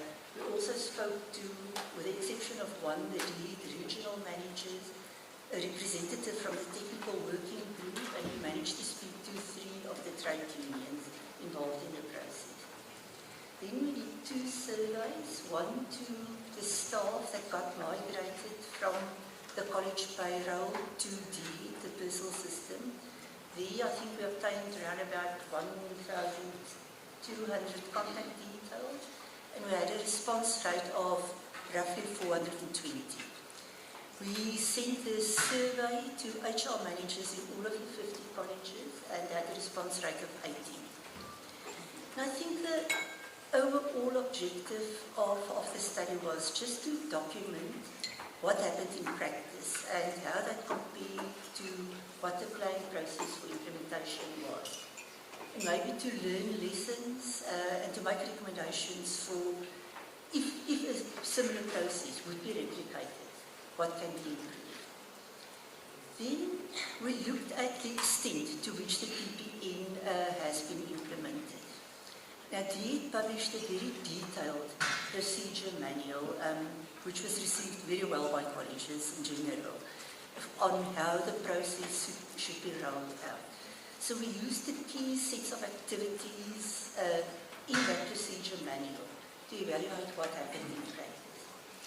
So firstly, each college was expected to establish a college implementation committee at the regional oversight committee at regional level should also have been established. These CICs consisted out of multi-stakeholder groups. The principal, all the deputy principals, the HR manager, and if the college had a labour relations expert, that person was on the committee. And also labour union representatives. Sorry, 5 minutes. Okay, then very quickly, the next process was matching and placement. That in general went well. There were challenges in terms of incorrect expectations, but based on a survey we did, the majority of lecturers that got migrated were satisfied. In terms of recruitment into new positions where people could not be matched in place, some frustrations and challenges were experienced. We were told that it takes exceptionally long to get positions filled, especially for the positions that's recruited for by DHET. And people say that DHET has challenges in terms of resources, human resources, and also processes. And if I recall correctly, our PSA colleague yesterday spoke of acting positions for some of the college principals of up to 5 years. So colleges are telling us that the challenge is real. But if we look at implementation of all the posts that had to be filled and the staff that had to be migrated, around about 79% of these posts have been filled. So all in all, a positive story. Then if we look, thanks Matumbi, the appropriateness of operational procedures, I'm just going to go here very quickly. Communication was received well with some challenges caused by COVID. One of the main challenges expressed by approximately 50% of the colleges and also by DHET people was the functioning of the CICs. And we've been told by management that Labour wants to use this for own agendas, and Labour has been telling us that management wants to use it for own agendas. So I think in essence what we saw is a mistrust at the level of about 50% of the CIC. And unfortunately in the first year it caused a delay. Only 24 of the 50 colleges started the migration process. And as we speak today, there's still one college that's not concluded the process.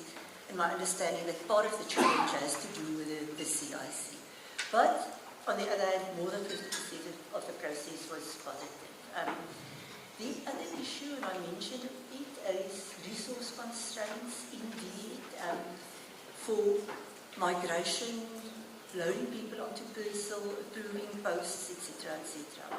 But I think the biggest single biggest constraint is, and it was mentioned by our Deputy Minister yesterday as well, is the financial constraint. Due to budget cuts, the process started a year late.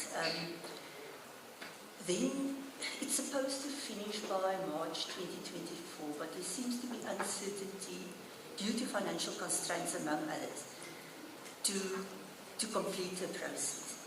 Then we've been told that there's been further budget cuts after we completed our research in June this year, which is a challenge.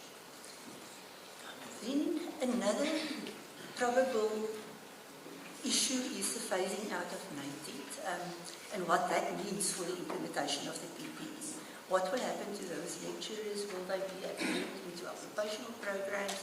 What does that mean for the payroll of people that's been transferred under the PPE process?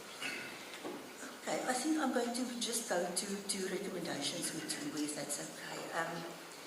I think what we found is when the process started, there was no formal risk assessment done, and there was no risk owners to, should a budget cut, as an example, happen, to work around the process, to manage it, to communicate.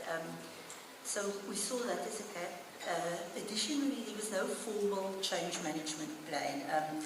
So many of the lecturers, those that got migrated, were uncertain. There was a fear around the unexpected. Despite good communication, we feel that there could have been a more formal process of change management throughout the whole process of rolling out the PPE. Communication was perceived as very positive in the beginning. Then COVID came, unfortunately. Lots of work had to be done virtually. And the feeling was that after COVID, there was inadequate support from DHET, and that probably links back to resources in there. Then structures and systems, we recommend that DHET should consider re-looking the selection criteria for CIC members. And if CIC members get appointed, especially union members, that they get appointed for the duration of such a project. We've been told that unfortunately, often union members are replaced, so they lost continuity through the process of implementation. And the need to, on a continuous basis, build capacity of these CIC structures, and that DHET have somebody readily available, probably the regional office, to provide support as and when needed. Thanks, Meg. Okay, then procedures, possibly look at resourcing within DHET, and then funding, and I think that's probably the biggest challenge. Look at what the implications of funding are and communicate with colleges. Revisit policy if needed. Chairperson, thank you. Thank you, colleagues. Thank you, Chairperson. I want it's more of your time.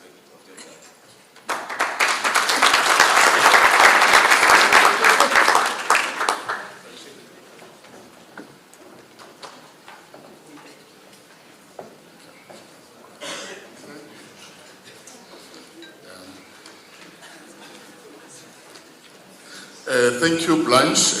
Thank you, Madumwe. Can we give them a round of applause again? Okay. Before I introduce the next presentation, there is a notice about completing the survey that you have to scan the QR code on the name tags, and then you complete the survey. The organizers are saying a lot of participants here have not done that. Can we, in the course of these engagements, also attend to the survey? The next presentation is on professionalization of TVET lecturers, performance management, and continuing professional development. It's going to be taken care of by two presenters, Ms. Zaida Vali and Dr. Andrew Peterson from JET Education Services. Ms. Zaida Vali is an experienced researcher with JET Education Services. Her areas of expertise include skills recognition in the labor market, micro-credentials, digitalization in TVETs. She has experience in research and project planning, as well as implementation, and has worked locally and in a number of countries, including Ethiopia, Seychelles, Burundi, Ghana, and Kenya. Zaida is currently enrolled in a master's with specialization in development and economics at the University of the Witwatersrand. Dr. Andrew Peterson has current research in South Africa and widely on our continent includes skills development for sustainability of migrants and refugees, youth employment, leveraging access to decent employment of youth through micro-credentials, use of skills recognition for low and medium income workers to access formal work opportunities, and teacher trust and accountability in schools. He has many years of experience in higher education as a lecturer and researcher at the University of the Northwest, University of Western Cape, University of Johannesburg, and the University of Cape Town, mainly in teacher education, and as a full-time researcher at the South African Development Bank and the Human Science Research Council, as well as school teaching experience. He obtained his PhD in social history on schools operated by African independent churches that competed with missionary schools in the Cape Colony in the late 19th and early 20th century. Please welcome the two colleagues.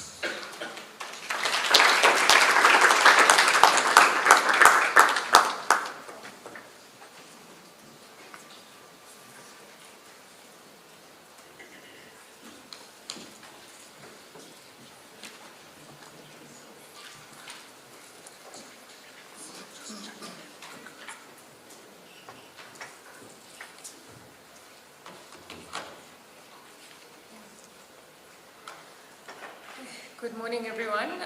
Thank you so much for having me here today. And Andrew will join me shortly after I'm done with my part of the presentation. Okay.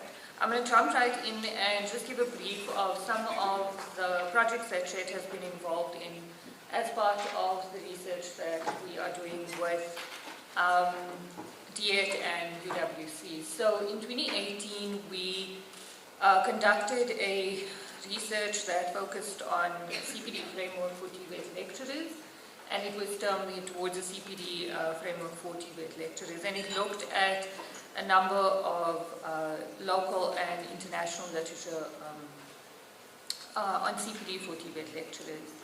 And we also looked at a number of different policy documents as well and had some interviews. The second report was in 2019, and that was called a Continuing Professional Development Framework for TVET Lecturers, and that really advanced the understanding for the need of a national policy for CPD for TVET lecturers. The 2022 report, which I'm going to be talking a bit more about, going into detail, looks at the professionalization of TVET lecturers. And Andrew will then be talking about the current work that we are doing, which is around performance management and CPD in particular. All right. So it was really difficult to find both international and local sources of literature that focus particularly on the professionalization of TVET lecturers. And particularly, so we found many sources on professionalization, but not particularly to do with TVET lecturers.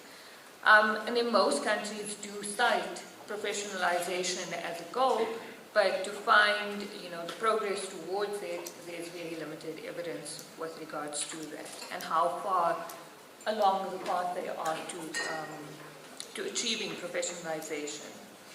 But in the conceptual analysis, we did identify a number of markers which would support professionalization, and I'll go into a bit of detail on the next few slides. All right. So the key terms that we were tasked to investigate were, as you see there, professionalism, a profession, and professionalization. So all these terms have been contested for a number of years, and there isn't much agreement on what they exactly mean, but I've chosen the few that we came across in the research. So professionalism means the skills and good behavior expected from someone who has been trained to do a job well. And it has to do a lot with the profession's internal quality, the authority, and also the autonomy and values. A profession then refers to really the individuals or a group of individuals really who have autonomy and who uphold ethical standards that have been developed for that particular profession. And they also possess specialized skills and knowledge that they then use to benefit others. And then lastly, professionalism can be seen as more of the process whereby professions become, or occupations rather, become publicly recognized as professions. All right. Now, the markers that I mentioned earlier are now up on the screen. And so, in the literature, there were concepts such as identity, autonomy, strength, quality, agency, and accountability that kept on coming up for a number of times across the different countries that we reviewed. So, if you read the report, then you'll see all the countries that we reviewed, and there were a number of African countries as well.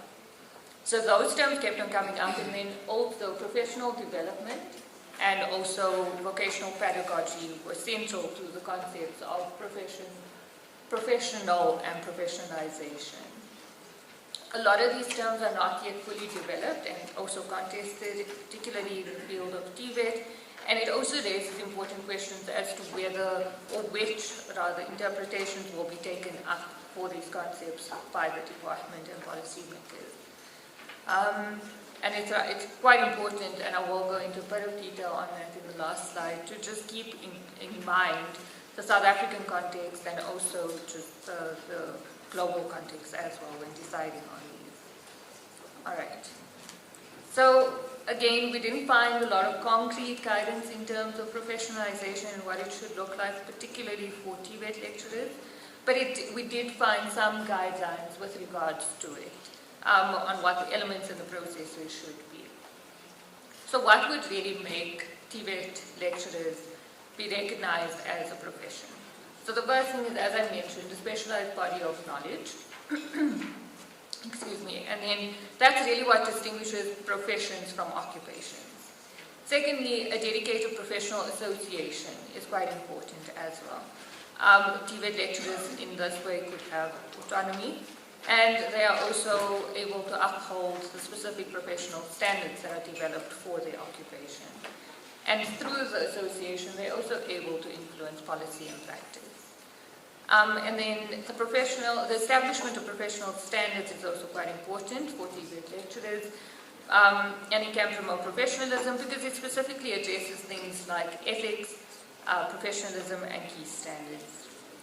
So one thing that we do need to be aware of is deprofessionalization, and too many top-down changes can possibly lead to deprofessionalization and also further lower already poor TVET lecturer morale. So if the autonomy and the agency of lecturers is too constrained by formal education requirements, then we are less able to work effectively, or lecturers are less able to work effectively and innovate within the positions.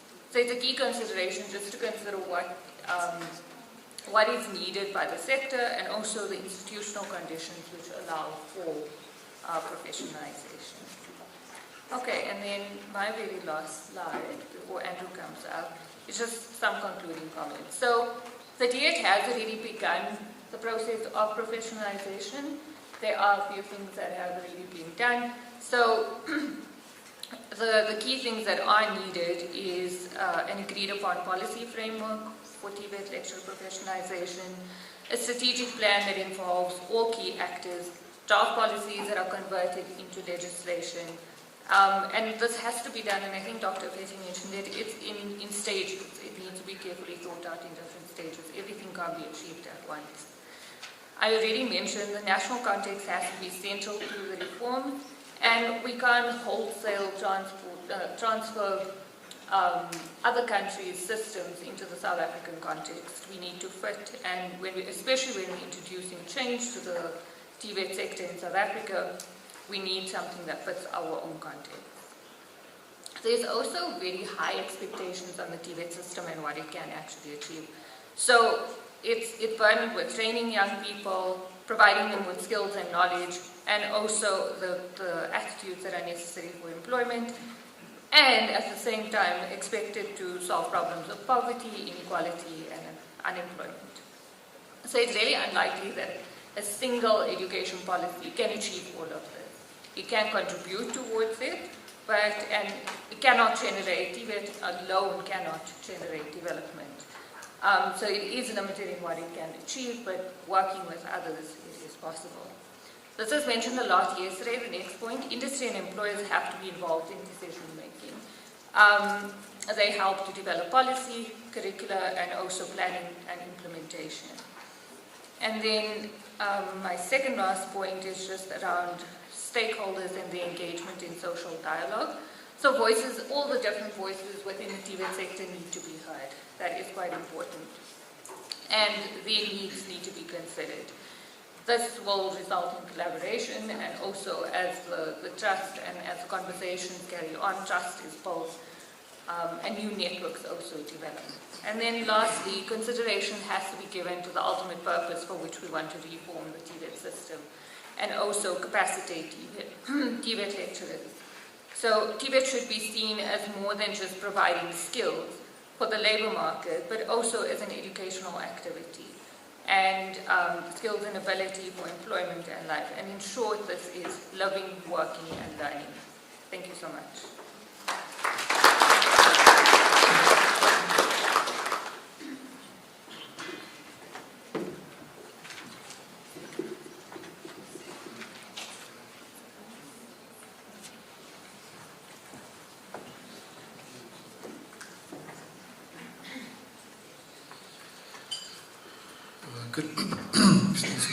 Good morning, everybody. It's very good for me to be here, to see people, many people that I recognize. But let me go ahead with the presentation. So, in this presentation, what I do on behalf of the team is give a short sense of what we're doing in understanding the relationship between performance appraisal and CPD. This is a task that we're working on as part of the broader program that's funded by DHET and by the National Skills Fund. Essentially, this is really about working towards improving the quality of TVET lecturing within the system. And it is devoted in the immediate short term towards developing a model, a way of understanding the relationships between these factors. And it's based on systems theory or application of systems analysis. And this, we hope, will make a contribution towards a process leading towards improvements on the engagement that takes place between PA and CPD and the broader system. In this slide, what we've done here is try to present a broader picture of the system within which we will be focusing on the performance appraisal and in the middle of the green circle and continuing professional development. But it's really important to see the broader system for a number of reasons, one of which, of course, is that many other factors come to play on performance management or the broader performance management system, such as aspects that have been addressed here already, and even by our colleague Volker and Blanche and Mutongwe, because recruitment and lecturer allocations within the system also affect the pressures on these aspects. But the performance management system is also linked to other components, such as, for instance, your HR, financing, and so on. So let's just move to the next slide. So our research methodology is focused on how lecturers, essentially how lecturers experience and respond to the link between CPD and performance appraisal. The fieldwork is based on interviews with 5 colleges in 6 regions, and the lectures include, the participants include lecturers and campus managers and college principals or vice principals. So we have got a perspective from different levels in the system. And what we did next was we transcribed the interviews so that we could then code the interviews. And what we looked for were the factors or the variables that influence performance management and continuing professional development. And as I mentioned, we use causal loop analysis, which leads towards the development of a causal loop diagram. So a lot of work really has to be done at the level of drawing out the key factors and then representing them on a map, if you will. So this is what, sorry, the wrong way.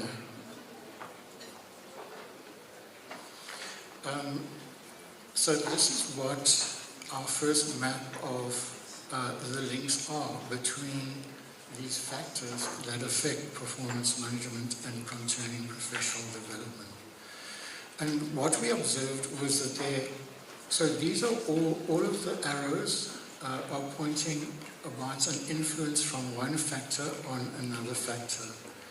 This is where the systems analysis approach comes in, because it enables you to understand complexity. Although even the word mapping is not quite right, because this is a system in movement. And we'll talk a little bit later about emergent issues or emergent factors that can also influence the future of the development of these aspects. So we see broadly 3 loops, 4 loops actually, but 3 of them are largely positive factors that influence the interaction between CPD and performance appraisal positively. But in loop 4, we see a number of elements which reduce the likely quality of our performance appraisals. So I'm just going to briefly go through the different loops. What we try to do is we try to establish the key factors or variables that are driving the environment. And I forgot if I mentioned that there are 15. Of course, you could have any number of variables, but it would make your task much more difficult. So we try to focus on what we believe were the key 15. So if you look at loop 1, we found that when the IQMS process is presented as a developmental process and experience, at induction and through the years, this was an important influencer on the quality of the process. A second really important influencer was between loop 1 and loop 2 is lecturers' perceptions of the appraisal as a developmental opportunity. So what this is saying is that it's important for us to consider, how lecturers think, because that will inform their behavior. So our key take-home point there is that the positive loop one reinforces the developmental nature of the appraisal process, and is not seen simply as a way of provisioning CPD, because large numbers of workers, teachers think of CPD as simply the real reason for doing the performance appraisal, the basic reason. The second group shows us that three important elements are here. One is the lecturer perception of appraisal, but also at the bottom of the loop, trust in the integrity of the appraisal process. And so this suggests that we need to look at that in more detail to see how that is an important aspect and why. To the top right-hand side of the loop 2 is reference to the embrace of an institutional reward system, and this we see as an important facet that comes from the data. Let me go to so what we see here is there needs to be a climate of well-being in the inside of the colleges. And also on the far right, Loop 3 refers to growth and commitment to collegial and individual growth. I mentioned that Loop 4 is related to how the process, that loop is almost entirely about compliance with the rules. This is a slide which I'll move on from, but it just shows that the steps that we've taken into account in the development of performance appraisal and CPD now over time, and also to recognize that we have a system in place. The last slide really looks firstly at leverage points that wouldn't be too expensive for us to implement. In other words, what can we do now to assist the quality of the process? The one is about framing the personal appraisal experience as a developmental process.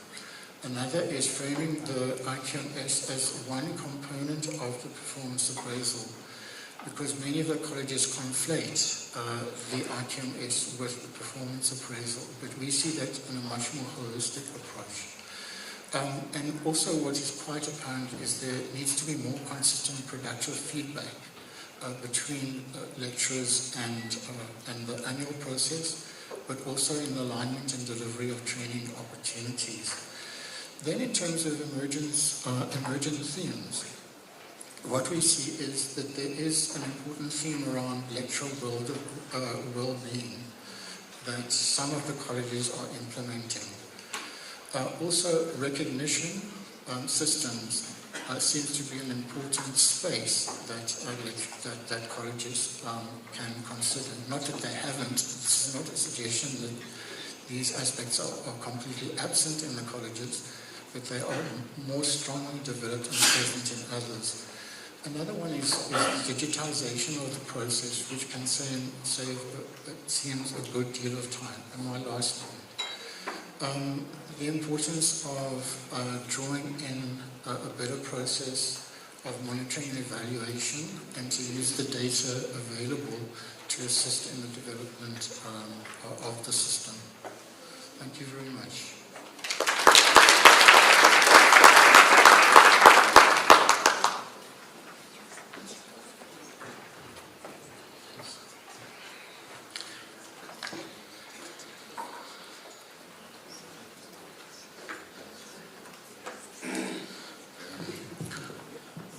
Thank you, Ms. Zaida Valley and Dr. Andrew Peterson. We are now going to move to the item where colleagues now give input and also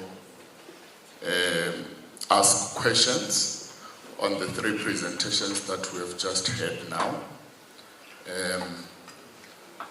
We are not going to take questions specifically for one presentation first and the other. You can ask and just indicate who you're directing the question to, so that they can also note the question or the input.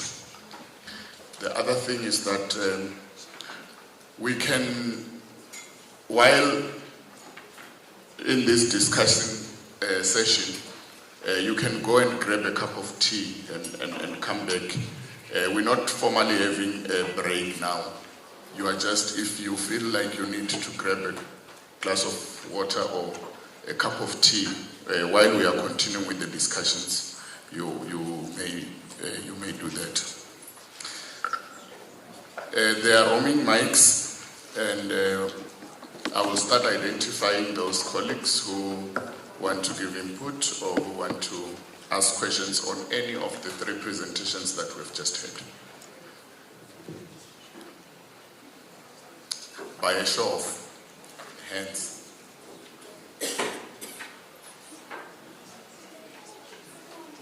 Okay, I recognize one there, two in the middle row, three on the right-hand side, Mr. Nonkwelo. Any more hands?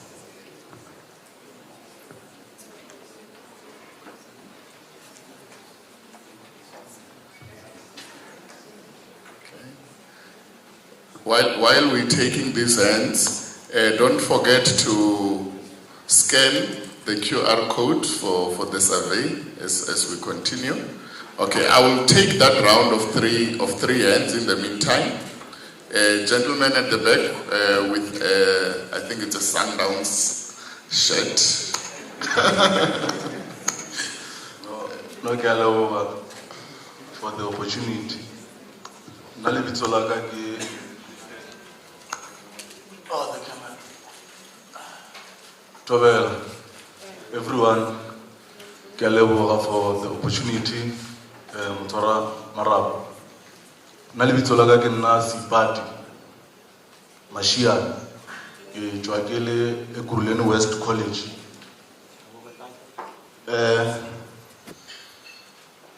Before I pose my questions or make my submissions, I would like to just raise few concerns regarding the colloquium itself.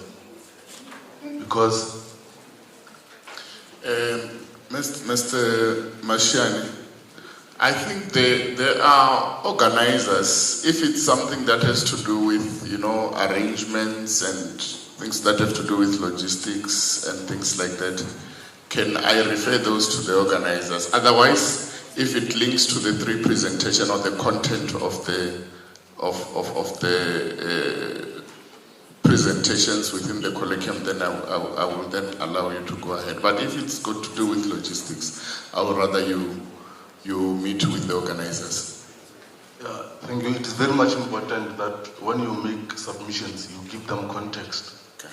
Hence, I want to speak about the colloquium itself in terms of how it was arranged. The organizers, I think they are here. They are here. They will note that, and next time improve on that. Almost everything that from yesterday till today, it revolves around lecturers development, the students. But in this hall, most of the people that are here are D-head officials. Okay. And then also other stakeholders, you name them.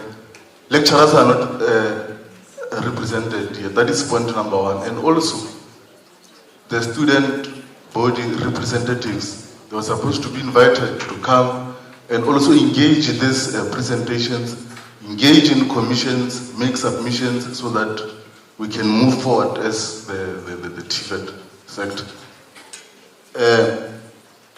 I will speak on the post-provisioning norm, the PPN presentation, because the main purpose of that particular document and the manual was to standardize the whole sector to avoid a situation wherein in a college in Western Cape we have the deputy campus manager And in a college in Limpopo, we don't have that.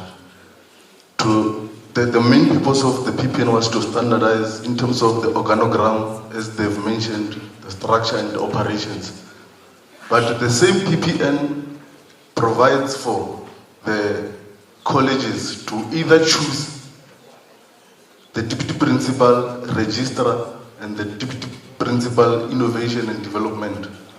But the same document seeks to standardize the sector as it is. So I would just want to ask as to what was the rationale behind colleges be given opportunity to choose between the deputy principal corporate and the deputy principal registrar and the deputy principal innovation and development. Another issue that I will like to raise is that when we migrated 1st of April 2015 from basic education to higher education, the Department of Higher Education was never ready to cater for the needs of the colleges.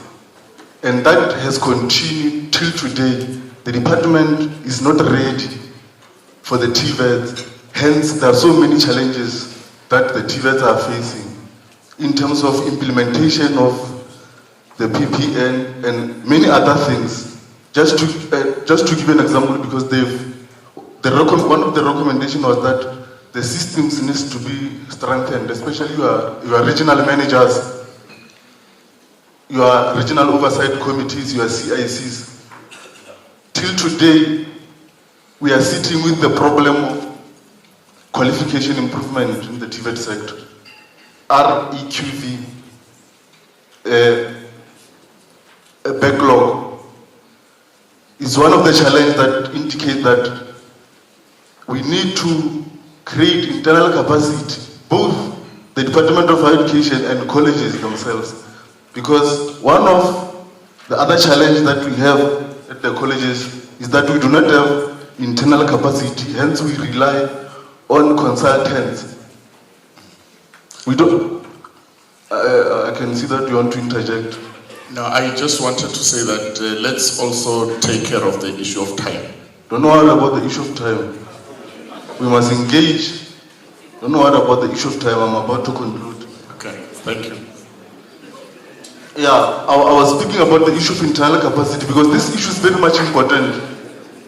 We do not have internal capacity to run our own affairs as the colleges, especially in terms of the issue of procurement, because procurement is everything. We need resources and equipments to run the TVET colleges, but you have a situation wherein, for example, for computer program, the computers need to be procured, and that has to be advertised, a tender, that delays teaching and learning. So we need to create internal capacity to be able to deal with these issues of procurement and many other things, so that the TVET we will prosper. I will pause for now. Thank you. Okay.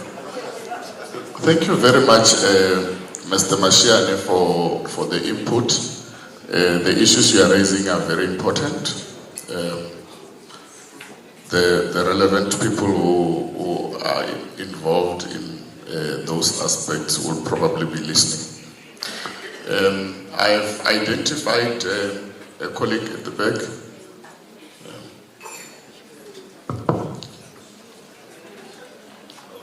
Good afternoon. Good morning. Morning, sir. Yes. Yeah. My name is Sagaranda Chumela.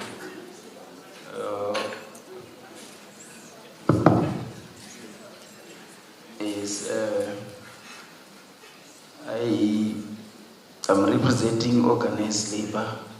I should think that the speaker who have just sat down here was also doing that on behalf of the organized labor. And in his input, one will just want to echo the issue that the colloquium seem to be engaged on some sort of gossiping about lecturers without them. You see. Two key things which I want to raise. The first presentation, whilst we are acknowledging the presentation, there is something on the first presentation, on the recommendation, which seeks to talk about the piloting using the existing systems, whereby the SACE, PDP and the IQMS were cited. And in the last presentation, there seemed to be a recommendation which talks about the coming up with some sort of a professional association dedicated to Tibet lecturers. And to me, that could be some sort of a contradiction if we were to link it with the first presentation. Whilst one is in agreement with the last presentation that perhaps we need our own dedicated professional bodies to deal with that. The second issue is the issue of the PPL. I think my comrade has raised a lot of things there, but there is an issue which has been identified, the impact, to what extent. Maybe the question will be to the presenters or the researchers in their interaction with the respondents, to what extent does this brought a parity, as was raised by the previous speaker. But also there is something which has been demonstrated about the impact of the phasing out of N1 to N3, which is also affecting the budget. And I should think that somewhere, somehow, if we were to be clear on this, as organized labor, we were not in support, but the impact which the research was not in a position to demonstrate is that there's a huge impact as a result of this phasing out of N1 to N3, to a point whereby some of the colleges have already started processes of retrenchment. We won't mention the names here, but they know themselves. And to a certain extent, due to the issue of the capacity, there is an issue of some of the colleges who might have, when they were dealing with the transfer comrades as they are, meaning that if you are on fiscal contract, you are on fiscal contract. And when you are on PESAL now, you are on fiscal contract, sitting with the college which does not have numbers because of the phasing out of N1 to N3. So the department is in predicament. Do we extend the contract? Can you extend the contract if you don't have the students? That is the question. And the last issue, Chairperson, would be on the recommendation which says that we must strengthen the criteria for choosing CIC members. I think it is welcome, but where we're coming from, representing labor, is highly impossible because that is the stakeholder, unless if we can come up with another mechanism. And I should think that, the issue of capacity, we think that do we recognize the capacity which we have at the colleges, particularly on the human resource part, during this implementation, we could have done better on this implementation of the PPN, particularly on the issues which need resourcing when you transfer the staff and so forth and so forth. Thank you very much. Thank you. Points raised, noted. I know there are departmental officials here that deal specifically with some of the issues that you raised, and they are listening, and probably they have mechanisms, even if it's outside this forum, to respond to you. I have noted a hand here, Mr. Nonkwela. All right, thank you very much. My name is Zweli Nonkwelo. I'm in the Tibet branch, institutional funding. Mine would be on the PPN as well, but I'll try not to be long. Thanks for that background and history that was given. But just one point to correct, when the funding norms were revised, the minister appointed a ministerial committee. It was not by SICA. SICA had valuable inputs that were taken into account. But there's also been a mention that there's been financial constraints in terms of implementation of the PPN.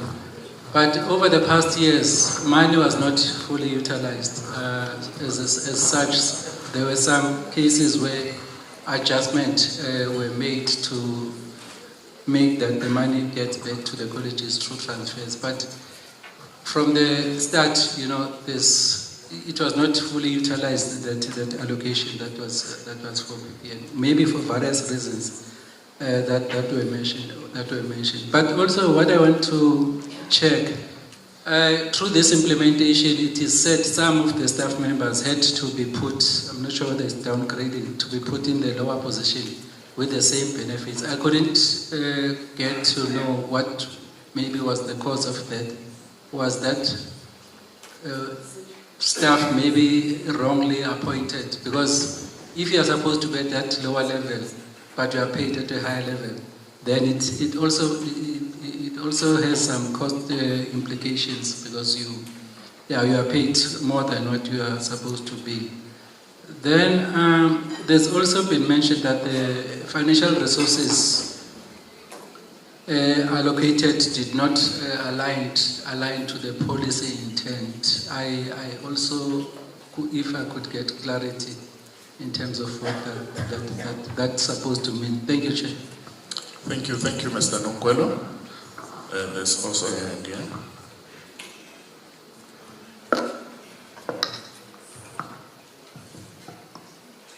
Row 4.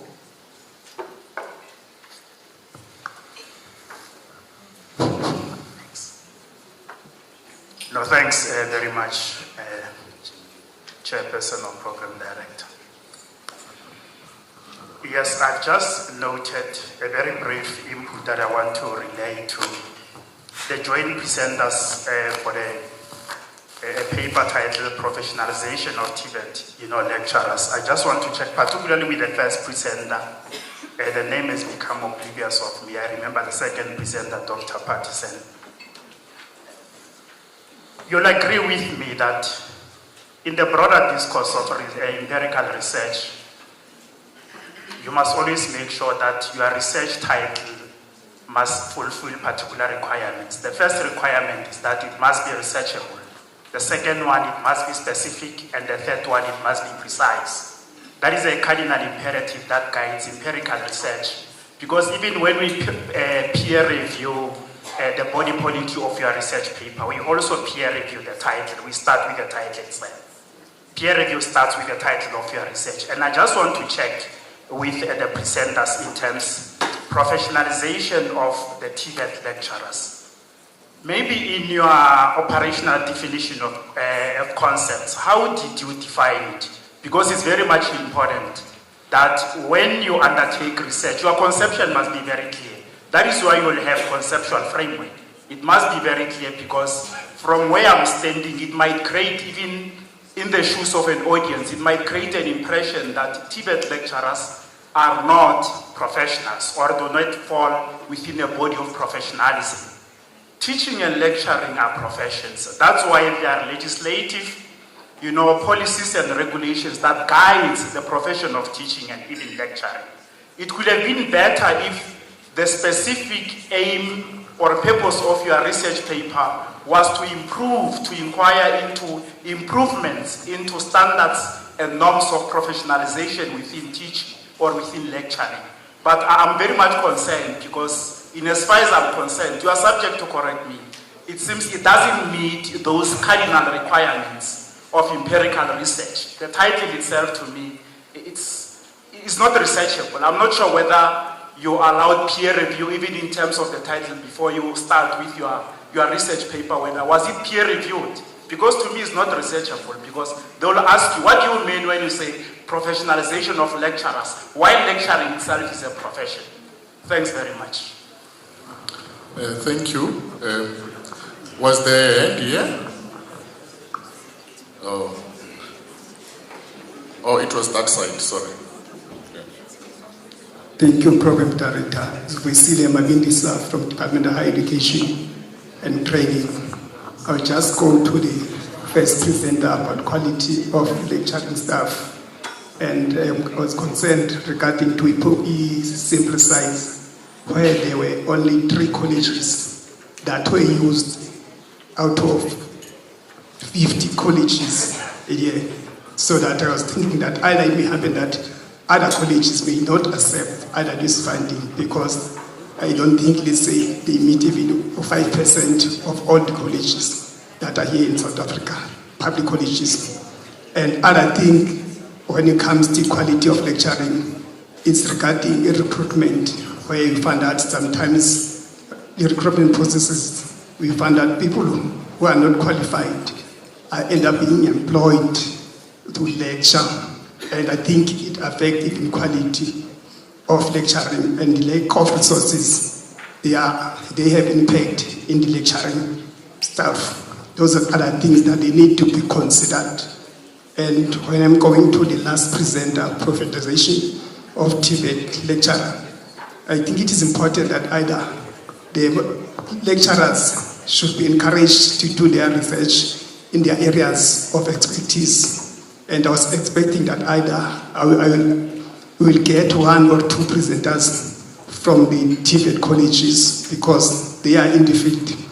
And it would be important that at least if lecturers can be encouraged to do research and do publication and be assisted financially in terms of publication in the accredited journals, I think that can assist them to be professional. Thank you. Thank you. I will take the last hand, and then we will give the opportunity to the presenters to respond to the relevant questions to their presentations. Thank you, Program Director. Mine is basically, when you look at a lecture at the TVET college, it's expected, especially the engineering lecture, it's expected to be an artisan, because for you to operate workshop material, you need to be an artisan.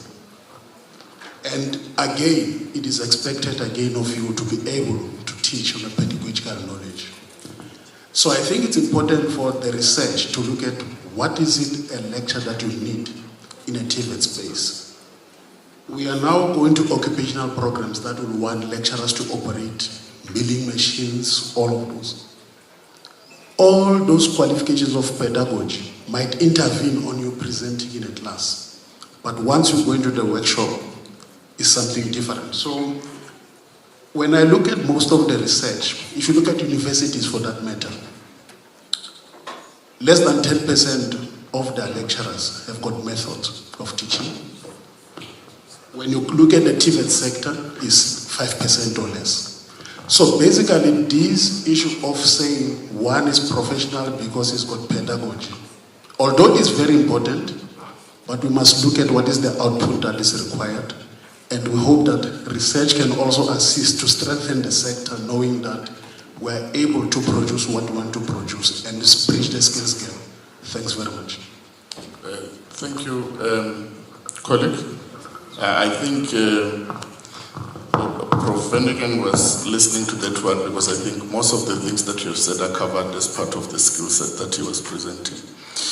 But I'm going to give the presenters to respond to the questions that were relevant to their presentations. And I'm going to start with Prof. Vendigan, and then after that, once is done, then we'll call the next group.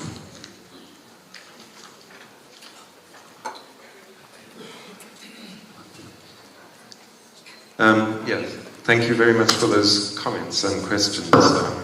Really useful and I think very important. I think we would support the broader point that actually lecturers need to be much more involved in the process and to be present in these kinds of conversations, and we definitely tried to do that very much with our project, which links in with the issue of the sample. The problem is, if you're working qualitatively, is that you can't go for a representative sample, you have to go for particular case studies. So we tried to look at the quantitative dimension through the survey, which was sent to all colleges and included students and staff and a whole range of stakeholders within the system, and we used that data as well as the literature and other research that had been done, but then really tried to drill down. Now, if we had more money, more time, we would do that in every single campus, every single college, but so we tried to select a particular sample of colleges that firstly were not being researched in some of the other projects, so that there wasn't the same impact on and the same colleges being researched in the range of projects across the program. But also we wanted to try and identify colleges located in urban areas, in rural areas, with different programs and centers of specialization, so that you get a spread of different subject areas and topics within that. So that was the rationale. With, obviously there's lots of arguments one can have around sampling within qualitative studies, but we had to make a selection around that particular thing. In terms of the broader question around, what quality is, I think when we talk in the report, we identify all of the dimensions of that, and embedded within those would be things like qualifications, both the pedagogical side and the industry-related qualifications. So if we're talking in engineering, for instance, artisan, but it goes beyond. Qualifications don't. What we are arguing, qualifications doesn't equal quality.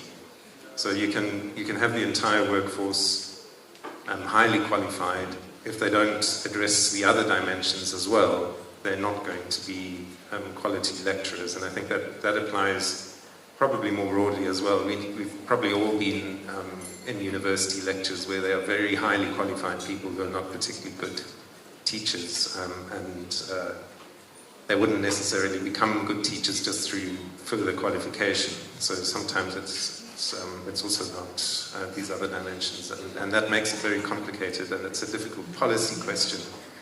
But I think for us, the key thing is that the solution to quality within the system is not a policy intervention only. It's got to be a partnership between the unions, between staff associations, subject. To say I should sit down and shut up.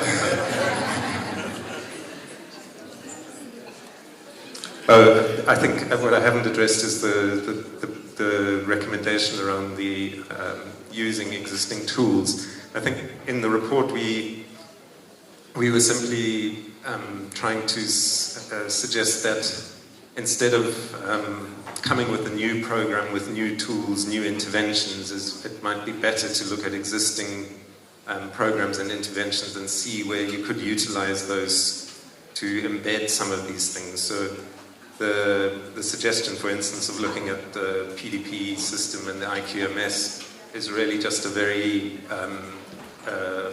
it's an example, it's not a strong recommendation, it was a broader recommendation of saying let's not let's not add another layer to the system, but rather look at where in the system there are already interventions, and those may not be the appropriate ones. They would have to be negotiated between the employer and the unions, and particularly hear the voices of lecturers within that. But that was really addressing that first point. Thank you. The next group will be on post-provisioning norms.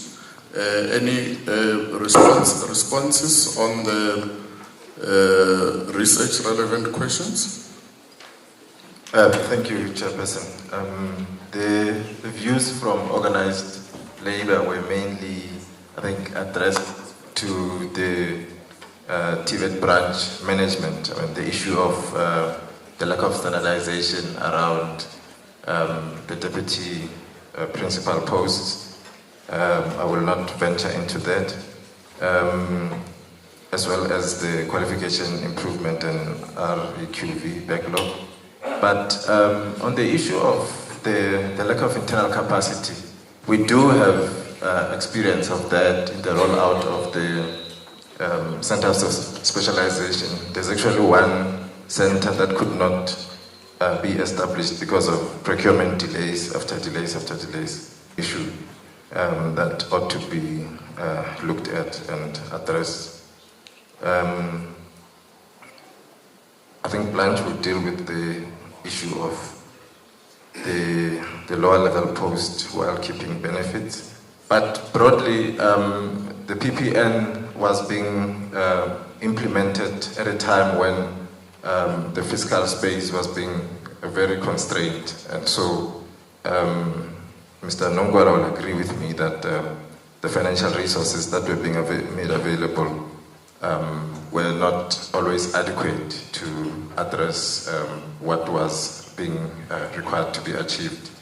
And I think we welcome the suggestion for TVET lecturers to be more involved in research, as is there's a need for them to be academically and professionally qualified, and therefore I think as they do that, if they themselves can start to advance that process, there will be better development. Thank you. Blanche? Thank you, Mtungwi. Now maybe just to add, really the transfer of people to a lower level. That's a result that came through the survey. And most probably it relates to people that's been in acting positions for many, many years and had the expectation that the transfer will be to the level in which they have been acting, not to the level on which they have been appointed. And I think the other issue you raised was policy intent. What we are referring to is the intention of the NEP and the figures quoted in the NEP. And I think as the Deputy Minister yesterday indicated, it is a big challenge for among others, the TVET sector, and the fact that we will have to think innovatively and creatively around sufficient funding. So, thank you, Chairperson. Thank you, Blanche. Now I will invite, I think it's Zaida and Dr. Peterson. There were questions that related to definitions of professionalization and how the research was structured.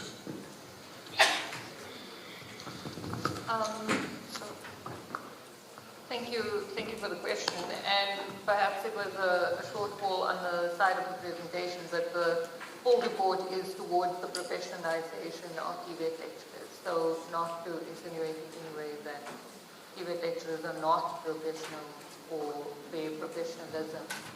But I think there is work towards further professionalizing the occupation. And so in terms of developing that specialized body of knowledge and skill, the previous speaker just said, engaging in more academic research would be one step. Also the professional association, the establishment of a professional association, those are just things that we saw in the literature that were hallmarks of professionalization of TVET lecturers in particular. Angela, I'm not sure if you want to add anything on that point. Zeda, thank you very much for the questions. I really don't feel I have anything in addition to add. They've been so comprehensively covered. Just perhaps to mention that the question of encouraging lecturers to research does come up in our study as well. And we see that as part of a broader holistic approach to performance appraisal that would definitely put into that space. Thank you very much. Okay. Thank you very much, colleagues, for the engagements, very valuable engagements, both for the presenters and also for the DHET officials. Many issues that were raised here relates to management issues that have to be taken up in other processes. Colleagues, can I invite all the presenters to come up to receive some token of appreciation from us together with DDG Gasa.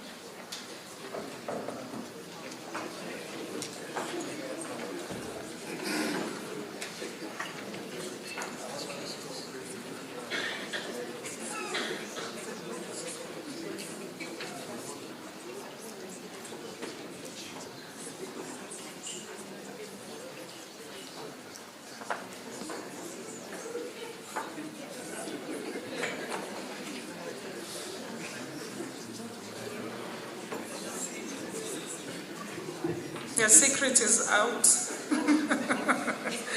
All right.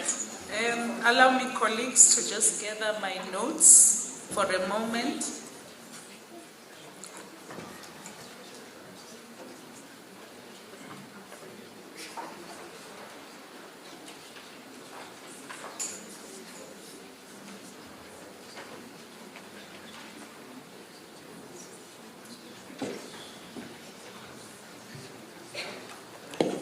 Thank you very much, colleagues. In terms of the program for the day, this being day 2, we are at session 8. We've just concluded session 8 on lecturer professionalization. I believe I speak for all of us in reflecting that this session has been quite robust and engaging. It has included us reflecting on the quality of lecturing staff, the post-provisioning norms, the professionalization of TVET lecturers, performance monitoring, and continuing professional development. Thank you, Chairperson Vele, for a most ably chairperson or coordinated process. Colleagues, without preempting the discussion, I believe the session on PPN was quite robust. But if I may say, I believe that the colloquium is the right platform for opening the discussion that has been quite robust. The researchers did indicate that they were reflecting on research. And I believe that there are various platforms for us to take the discussions forward. The chair did provide concluding remarks, and at this stage, as the program director, I would like to indicate that this session 8, is now closed. With your permission, we then move to session 9 of the day, whereby we look forward to deliberating on way forward and closure. The chairperson for this session is Ms. Lulama Mbobovava, who is the DDG for Corporate Services. She needs no introduction to the PSET system.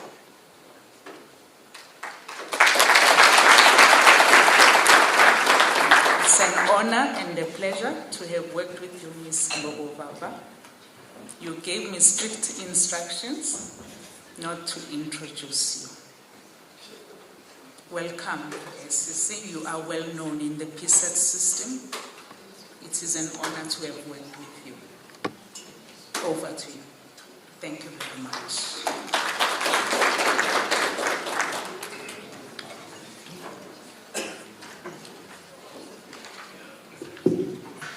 Thank you very much, Ms. Gasa. Good afternoon, colleagues. I think I'll be the one who is standing between yourselves and your lunch and your trips, your flights back home. But this is meant to be, I think, the shortest of all the sessions.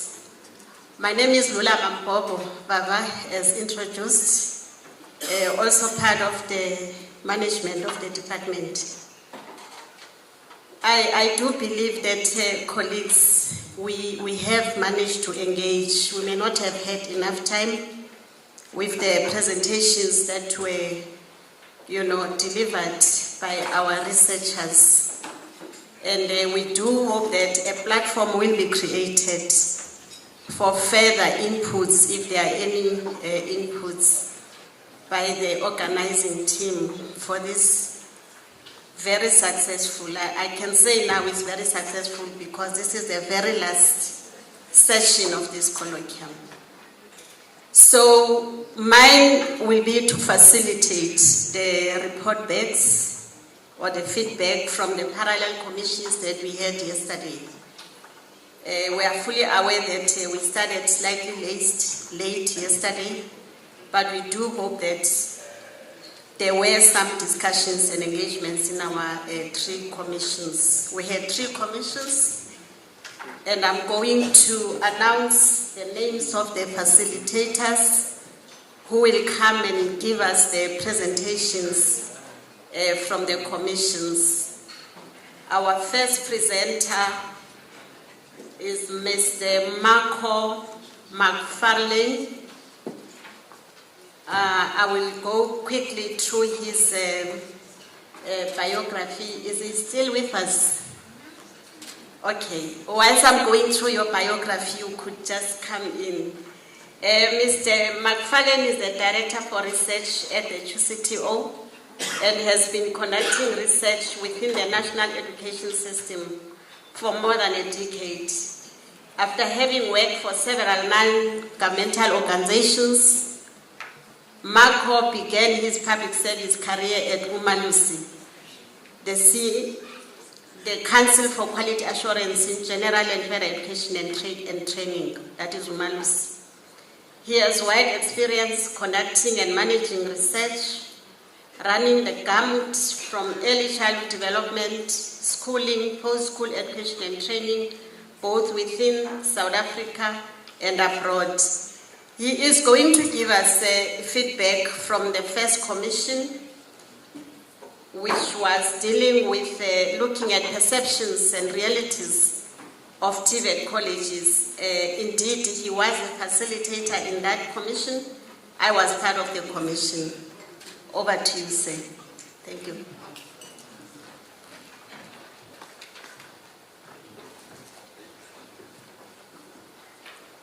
So, colleagues, I did send a slideshow. I wonder if we could flight it.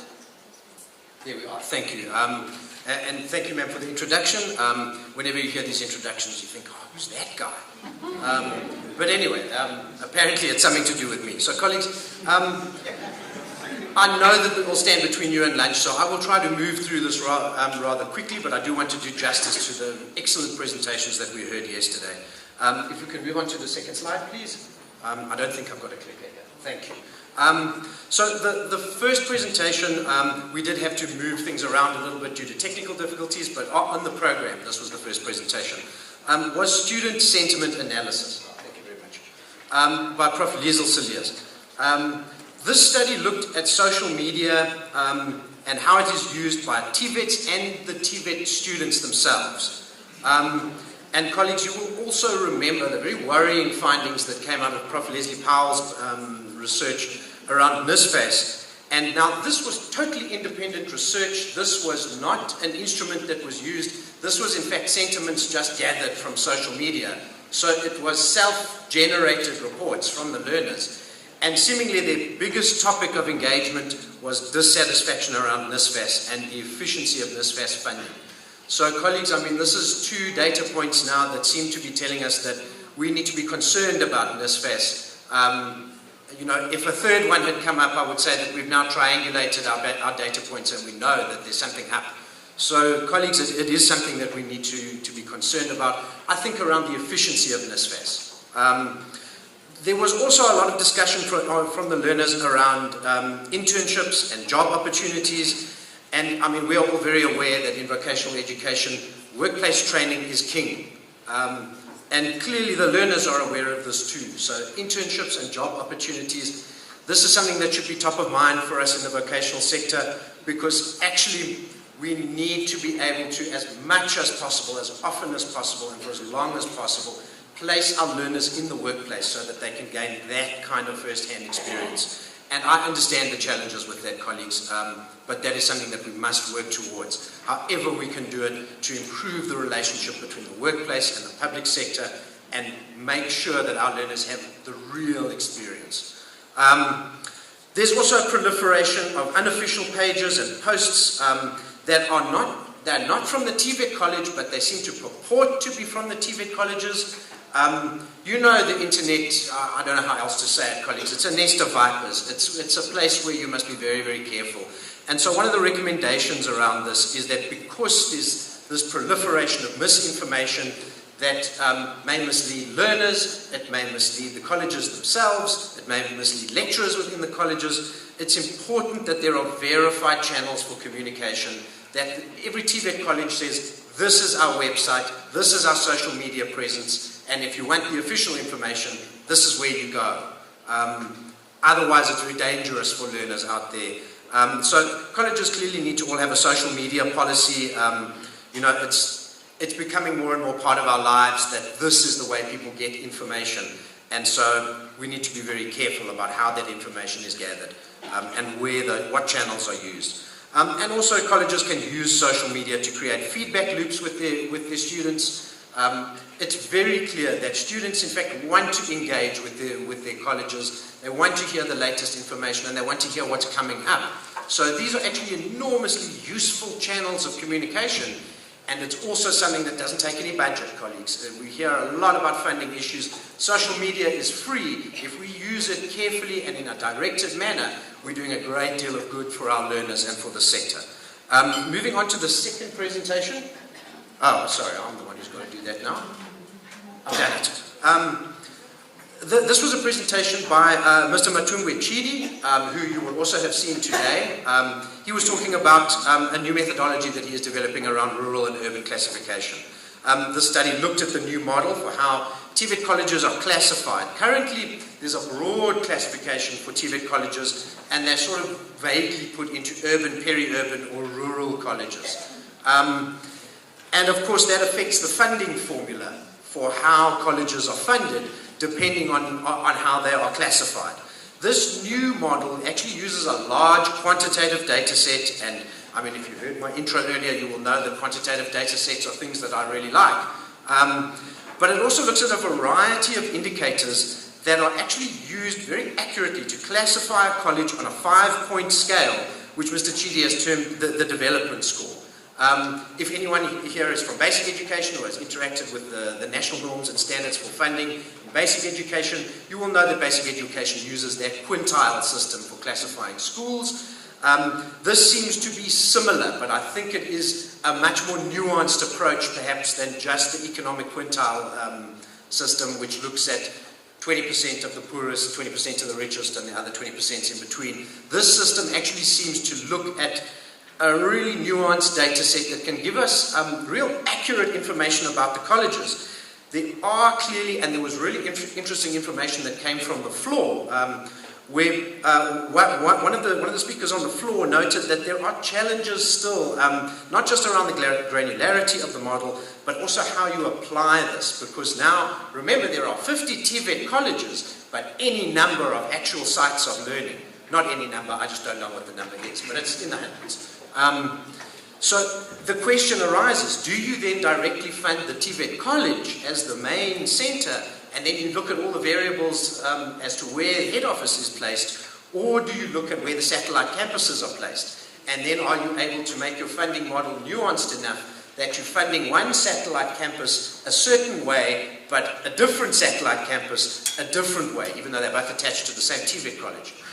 This I leave to the administrators at DHET. 1 minute, I see. This is a real challenge, colleagues. So the final presentation came from Ms. Vina Akubai, and this was looking at employer perceptions of TVET college graduates, something that we're very interested in because we know that our learners, they are ideally destined for the workplace first. We all accept that there must be articulation links into higher education, but that's the secondary level. The first level is that learners from TVET colleges, we would like them to be able to move into the workplace. This study analysed data on employers and their perceptions of the abilities of TVET graduates and the curricula that underpin that sort of training. One of the central findings was that employers in the sample valued soft skills, things like problem solving, adaptability, interpersonal relationships, more highly than the technical skills of the students. Now, that's not to say that they did not value the technical skills of the students. Obviously, that is a baseline that every employer wants. There's these tasks that your new employee must do. They must be able to know how to do them.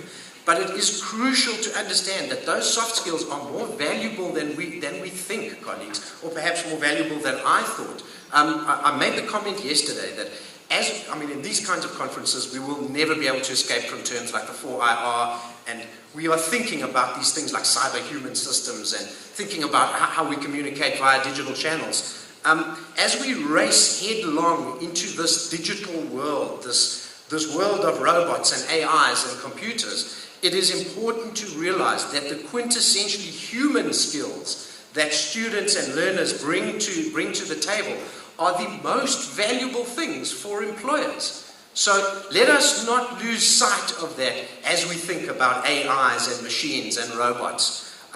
So employers also cited numerous examples of how the workplace component of a qualification is central in the development of both types of skill sets. Not just you know how to operate the machines, but you know how to be an employee, you know how to work within the management structure. These kinds of soft skills, colleagues, it's very difficult to develop them without that kind of workplace component. So we need to think very carefully about how we can increase the opportunities for workplaces for our learners, and that's where I must leave it, colleagues. Thank you for your attention, and thank you to DHET for organising what is really an eye-opening event, and may there be many more. Thank you, colleagues.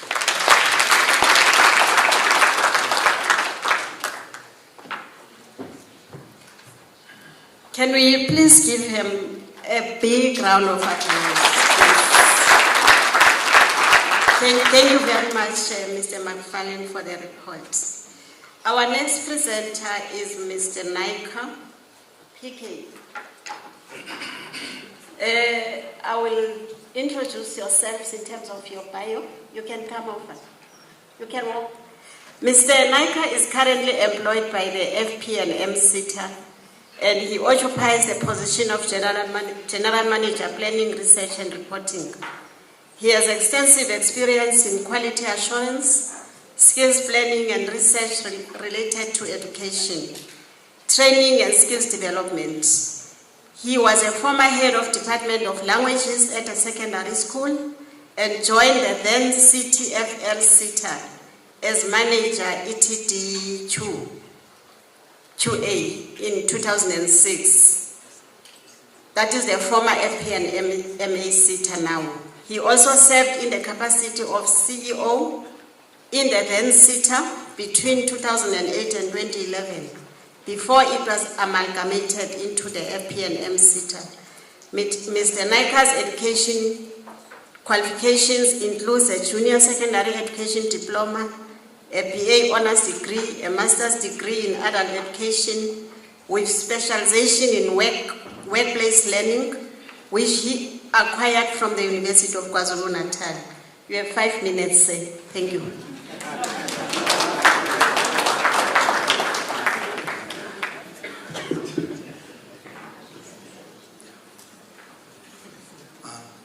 Thank you very much. Good day to the DDGs and all protocols observed. I'm going to try to be very, very quick. I'm also very hungry. And just a cricket update, it's not going so good for South Africa. They're in the World Cup, so I'm sure all of us want to get to that as well. So I was facilitating Commission 2, revolved around partnerships, public and private, employment and self-employment. Can I have the presentation? Thank you. Next slide.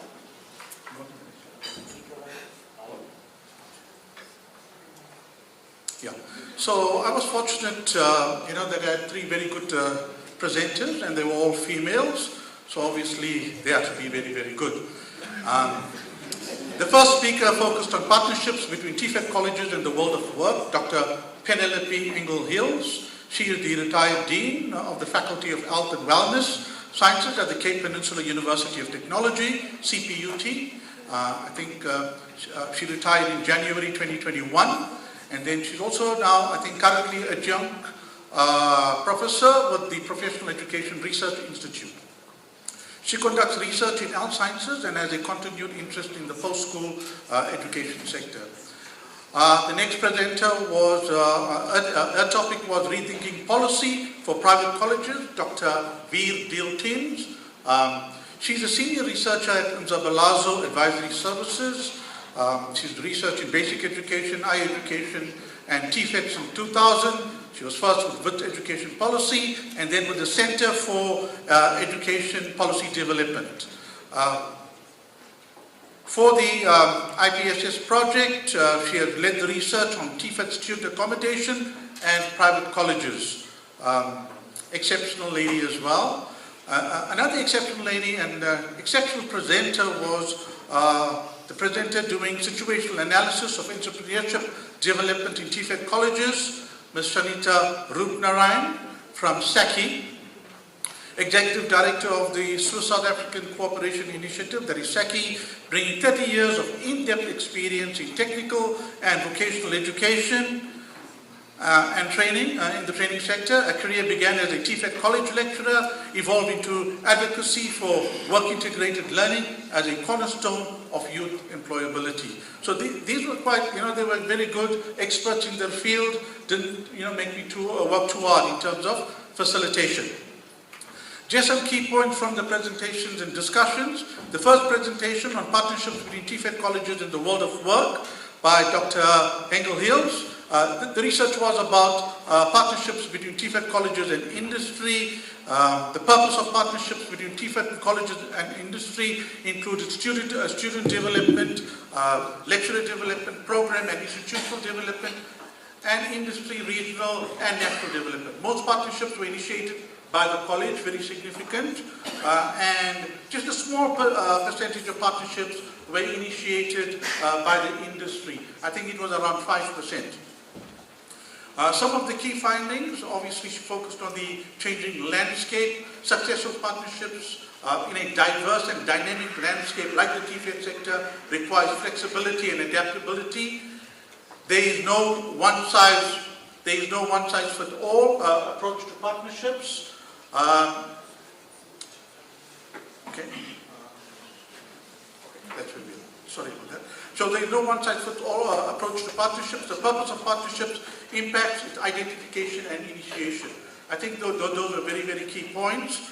We need to be flexible and very adaptable if we want to facilitate strategic partnerships, more especially in the TFET sector and on workplaces taking on our learners as well.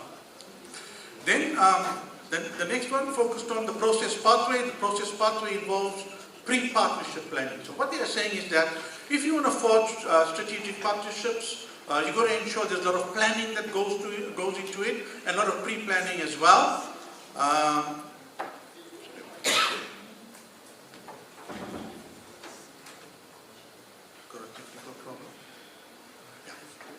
So a lot of pre-planning goes into it.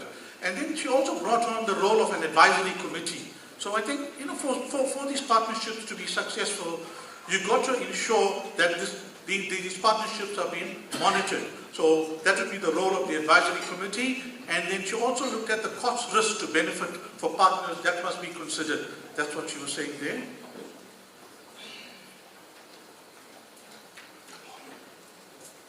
The next presentation was Rethinking Policy for Private Colleges by Dr.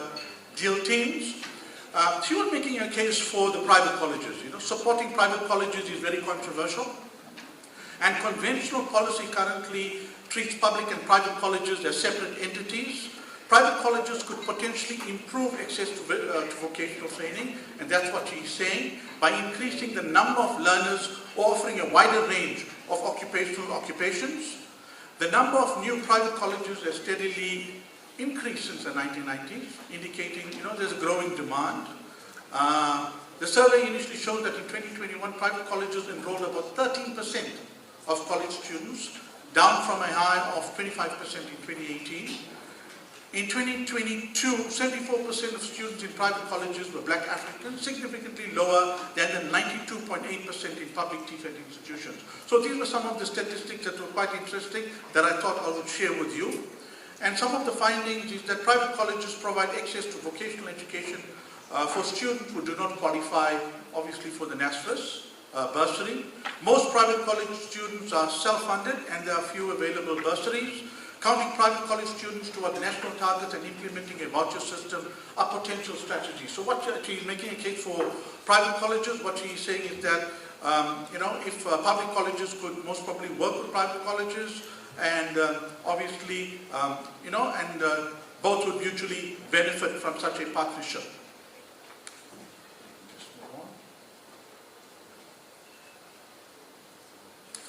I think the third presentation was quite an interesting presentation because it focused on entrepreneurship, and in terms of what the President was also telling us at SONA, I mean, in terms of work-based learning targets, etc.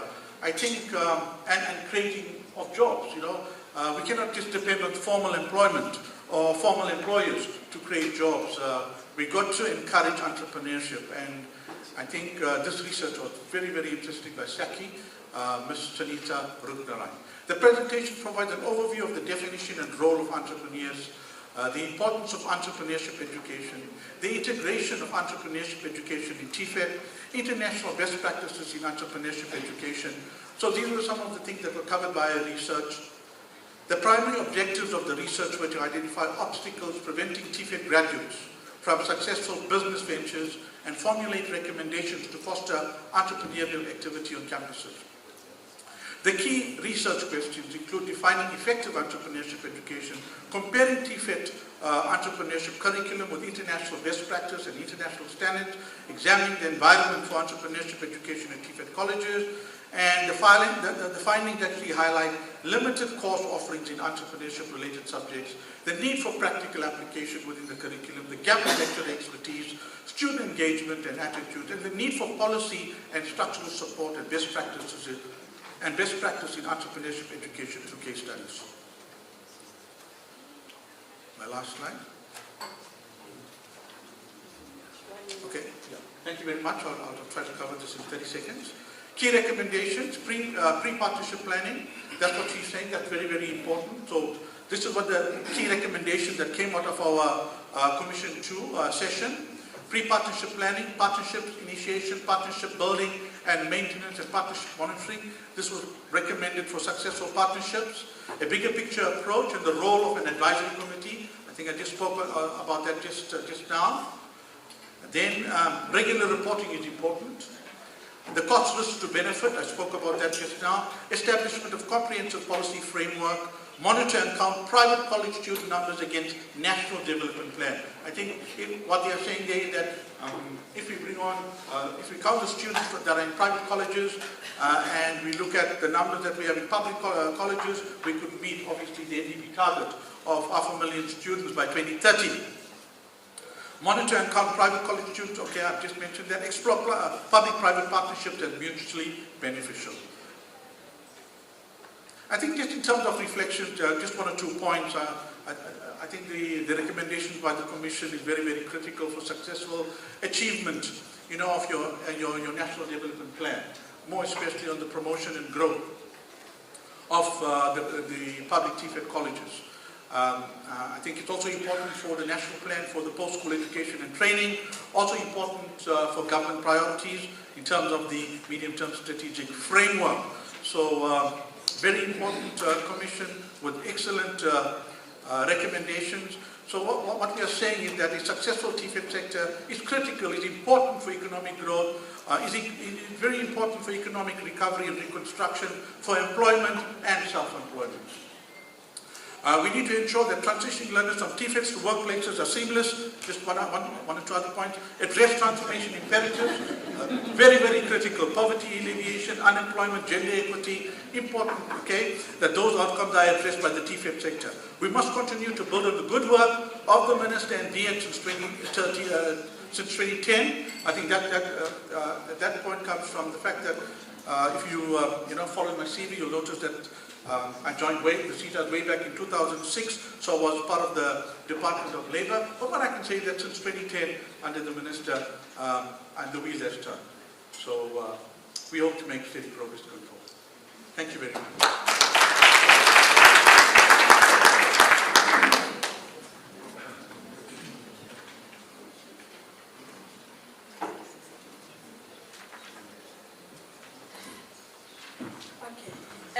Our last presenter doesn't need any introduction. Our minister once said, standing here in the podium, a challenge for TVET colleges is to come up with innovation for this thing to adjust itself. You see how tall he is, and you see how short I am. Now I must always adjust.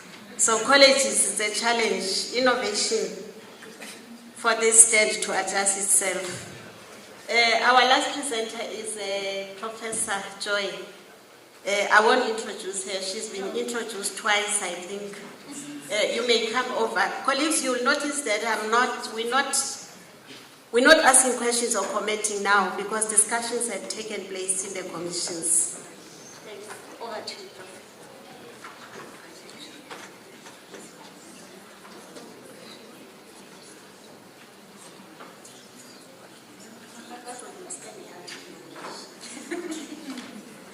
Yes, essentially.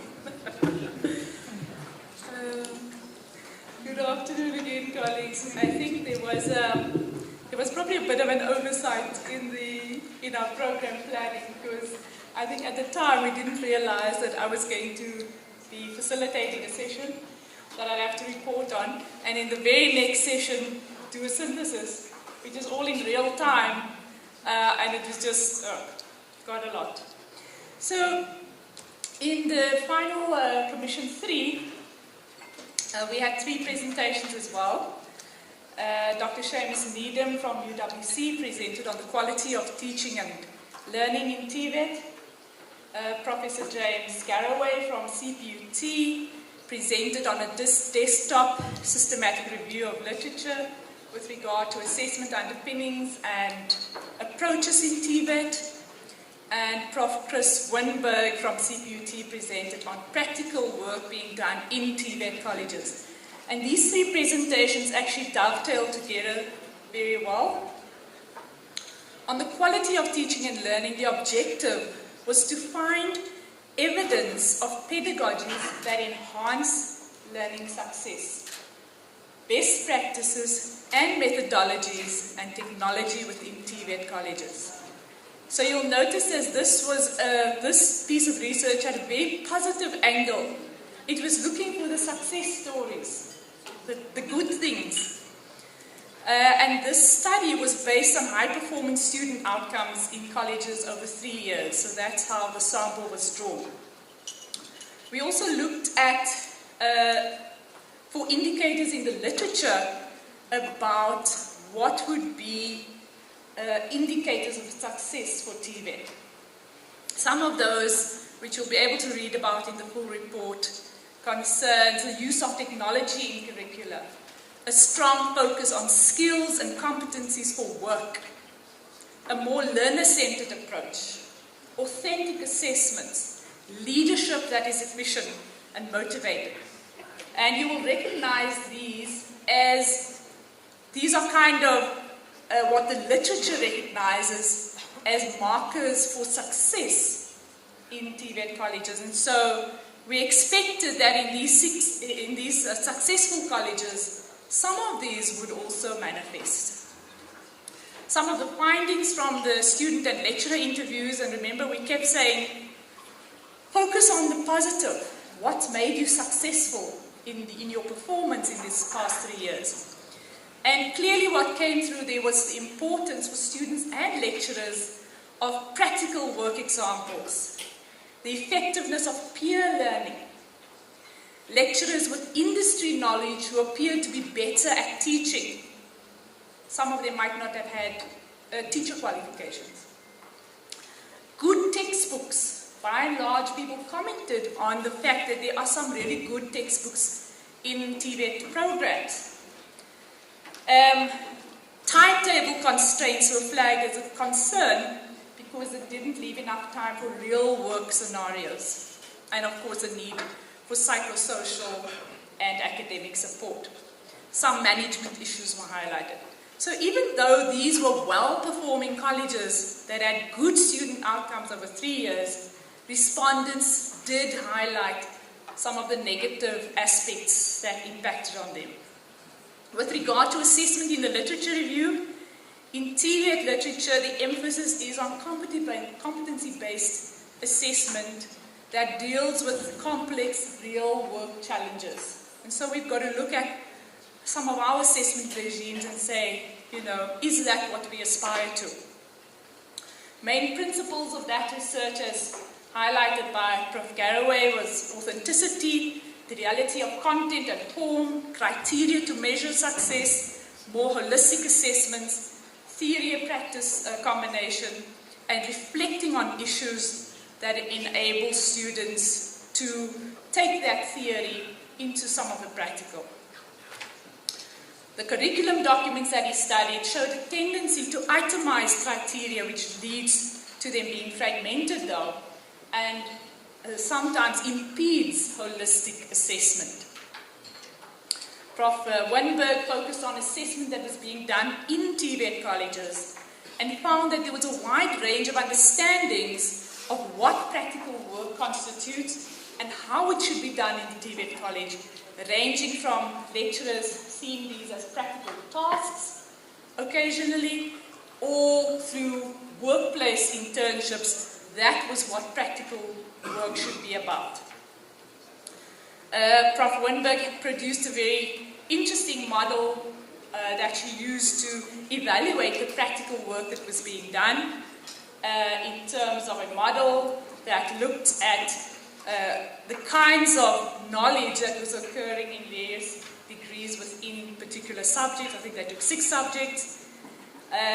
Lecturers were agreed that there was not enough practical work, and there was a strong emphasis on the textbook, even though textbooks were said to be excellent. There was a wide range of lecturer qualifications. Lecturers with mainly theoretical knowledge and no industry experience relied on lecturers with industry expertise who may have had no formal teaching qualification, but they could give the students that practical aspect. And so they found that there was a need for team teaching, which is, I think, a really positive finding. The real commitment Prof. Winberg found that was manifest by lecturers to ensuring that their students are successful and making an effort to bridge that theory and practice gap. although they did find that there was very limited industry expertise at the college level. Some recommendations that were made is, of course, around working towards a competency-based assessment approach in the curriculum documents, giving lecturers clear purposes and guidelines on how practical work is to be done, how it must be integrated into the curriculum, and trying to give them more support, materials and technologies to assist with the design of practical tasks. Some of the discussion points in the session, which we're obviously not going to solve, is that there was some disagreement in opinions about whether the curricula is outdated or not. Some curricula had been updated more recently, and so it really depends a lot on what the subject area is one is talking about. What are the recommendations that can be made to support lecturers with limited resources? We know that the gap between lecturers having theoretical competence and more practical knowledge is slowly being closed with the new lecturer qualifications, or the attempt is to do that. But there may still be a need for shorter pedagogic training interventions for those people with industry expertise who don't, for whatever reason, want to do a full 3-year teaching qualification. And then assessment of practical work in the workplace. In the workplace is still a gap, because we know that industry practitioners, managers don't often have the time to be doing assessments of learners, and it falls to the colleges to try and do that.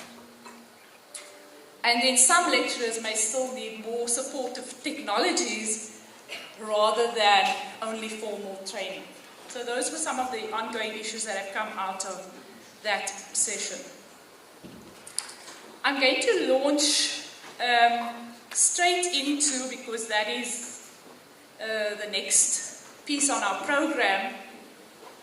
Phew, it's very late, eh? 12:52. So this was meant to be a 15 or 20-minute presentation, but it's going to have to, sadly, I'm so sorry to disappoint you, going to have to make do with a slightly shorter summary. So how do you summarize 2 days of such amazing work and presentations and months of work, in fact, that have gone into this research? How do you try and do that in 5-10 minutes? So I thought that it's probably going to fall to you to go and read those reports carefully and pull out those things that are important for you and that indicate where a difference, where a review, where an addition must be made. But from my perspective, I think this conference has been very valuable for the kinds of questions that have been asked and the feedback that has been given by you participants. The colloquium theme was making TVET colleges institutions of choice. And it can be generally acknowledged that in order to achieve that, we have to look critically at what is working in our TVET system and what could be improved, without throwing the baby out with the bathwater, or, to use DDG Zungu's analogy, without burning the whole white cloth because it has a few spots on it. Some of the spots may be bigger than others, some of the spots might not come out so easily, but we have to make those attempts. We heard from our international guest speaker, our vet expert, Mr. Stephen Bainbridge, about the European vet attempts to bring the relevant role players around the table in a coordinated strategy to drive cooperation across borders for the benefit of student progression and articulation, and particularly to engage with employers. Dr. George Affetti, our continental TVET expert, outlined the efforts that are being made by African countries to strengthen their TVET systems and enable policy goals of VET towards economic empowerment and participation. it was evident from both of these guest speakers that in Africa, we are grappling with many of similar frustrations, even though Europe may have a head start on trialing some of the solutions to the problems that have been identified. I explained at the start of the colloquium that the DHET NSF 5-year research program had been driven by a desire to improve our local knowledge base with a view to evidence-informed policy making and implementation at our colleges. But I think we've also heard the message come through clearly that a knowledge base is not static. It's a picture in time, especially when it comes to the changing nature of work, of employer needs, of student needs, of lecturer needs, of societal pressures that initiate particular developments that need our response. For example, crises in health or in the environment. Those desire quicker response times. Therefore, our evidence gathering as a system has to be sustained over time and updated regularly. And there has to be a plan that goes beyond a 5-year program of research. Again, I want to acknowledge the generous participation of colleges, management, lecturers, students, support staff, TVET department officials for making the research program possible. It could not have taken place without that. So what are some of the findings that have emerged here in our very brief presentations and that are elaborated on in the papers, in the repository? I was going to share a number of the more startling findings that we heard, but in the interest of time, I'm only going to mention very broad things that struck me as I was sitting there. That one of them was from the analysis of the PQM responsiveness to the world of work, that there aren't enough jobs for all learners across all provinces. It's like a simple fact. And how do we deal with that, In spite of all our best efforts and aspirations, we can see from that statement that TVET might not solve that problem. There are too many engineers and not enough accountants. That was interesting as well. And there we might need to delve a bit deeper into that research paper to see how did that come about? How did that statistic come about? And why is that the case? So it indicates a need for more flexible planning, for example.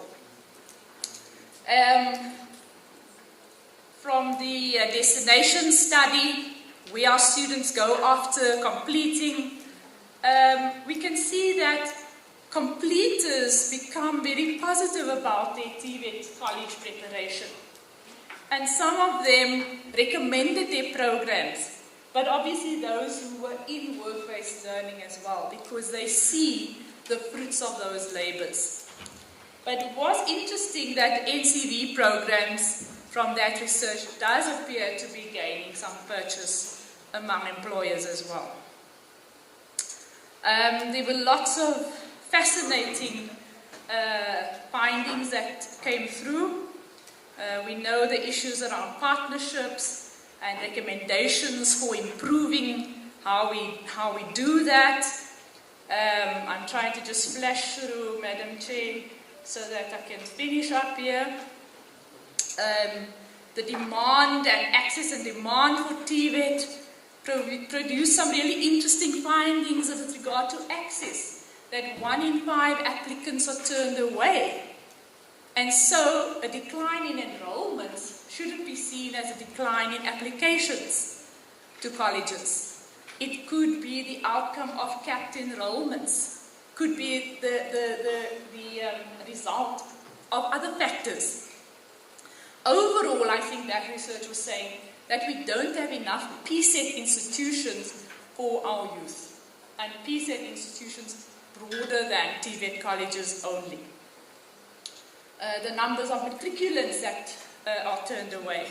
And then, of course, the big NSFAS elephant, which was stated as a stumbling block for many TVET students, and that the blockages and delays in payments, predominantly I think that came through, results often in undesirable activities and social deprivations, which is quite is disturbing. So, yeah, I'm going to pass by all my beautifully extracted findings, and I want to go to what in essence can we say about this 5-year TVET research program. And I just want to make a few overall comments to close. You know, from where I stand, having looked at the TVET sector over since 1997, I think that there has been an enormous depth and growing depth of introspection that our stakeholders, who are you, and role players, who are you, in TVET have engaged in. There's been a lot of time that's elapsed between the implementation of some policy initiatives. For example, the NCV rolled out in 2007. The policy on TVET lecturer qualifications was 2012.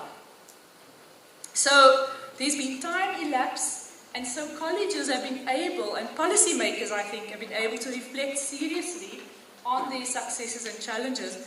Clearly, what this research is saying is that don't stop that introspection, because we're not finished with the job. TVET is a major player in the PSET system and is firmly located in that system. From that Cinderella on the outskirts and the margins of education and training 25 years ago, we've moved to see how TVET colleges definitely have a big place in the sun. And so we need to be taking note of all these issues that potentially could bedevil all the hard work that has been put in over the years. Resourcing on many levels remains a major issue for students, for lecturers, for managers, for support systems. Despite the problems that have been voiced, there is a growing demand for TVET. That's the irony. Student satisfaction levels that we obtained in a student satisfaction survey stated this. And it was an important and a positive finding. A research program is a snapshot of a system in time, as I've said, and establishes baseline issues for intervention, matters for review. It's a critical part of a monitoring and evaluation system towards continuous improvement, which is what I think we are doing. I think there would be an agreement in this audience that the findings from the 5-year TVET program, once they're all out there and synthesized and whatever, will make a substantive contribution to our knowledge base on TVET in South Africa. Thank you very much.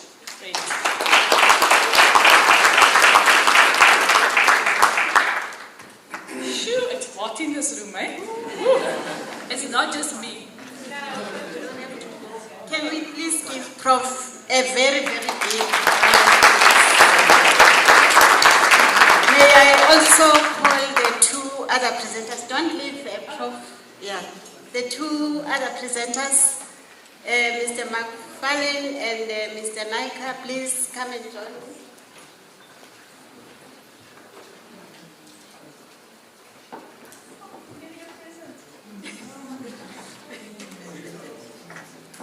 This is the appreciation from the department for your contribution and the role that you played in this colloquium. We want to say thank you, thank you, thank you. We don't think that it would have gone the way it has without your support. So thank you very much.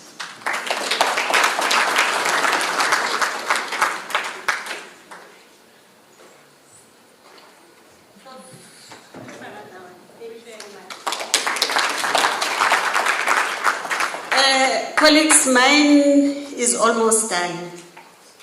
I was asked to facilitate the very last session, but there is a very last part that is coming in terms of our program. We've got the DDG responsible for the sector, who will then come and give us a response to the program and way forward.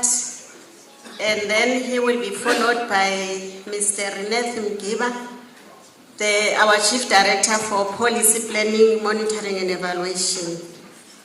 Manzini, please come. But I'm tempted to respond to some of the concerns, but I'll allow you to do that and add later on. I can't behave as though I'm not, part of the, the problem, if there's a problem.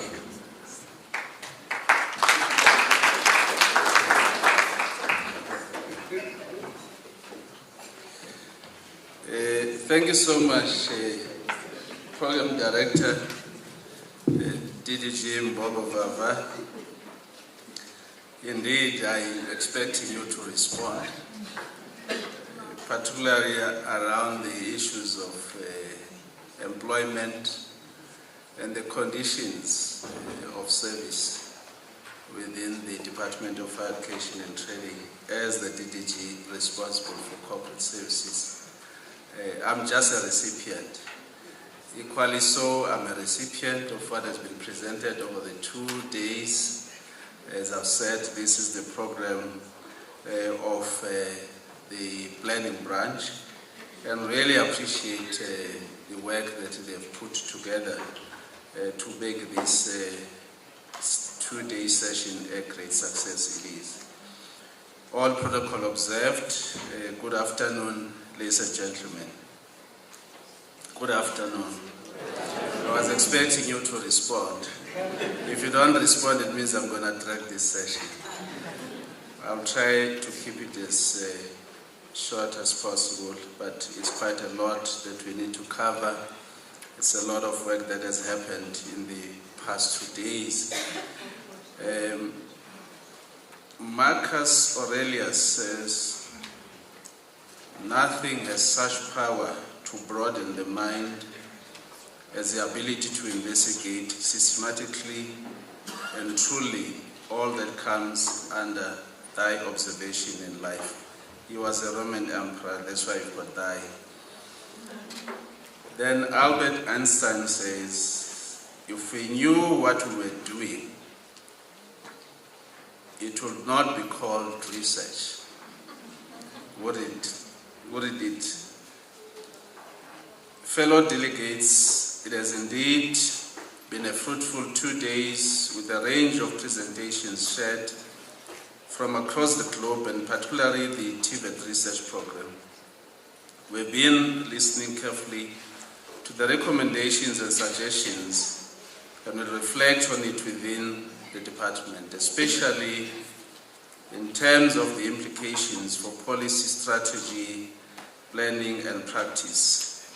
As DDG Mbobo Vava has reflected that some of these issues that were raised and concerns, we do have the various platforms at the department to address some of those issues, and we hope that this session does not necessarily mean the start and the end, but it will also allow for further engagement on some of the very, very important issues that emanated from this gathering. We are looking at intensifying the establishment of entrepreneurship hubs at TVET colleges to support students to move into self-employment after completion of their programs.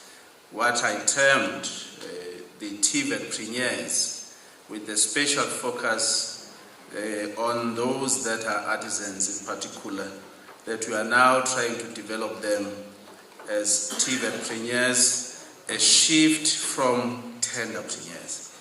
TVET colleges will be developing pathways from high carbon to zero carbon jobs through the formal green hydrogen TVET ecosystem.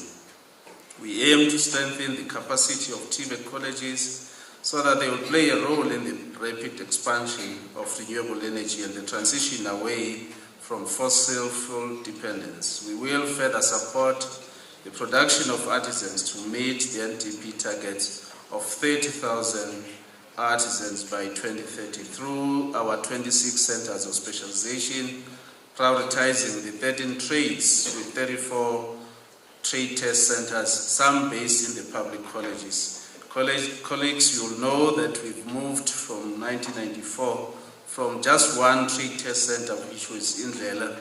Now we are celebrating 34 trade test centers in our public TVET colleges. We also take note of the great work that is being done within the private college sector.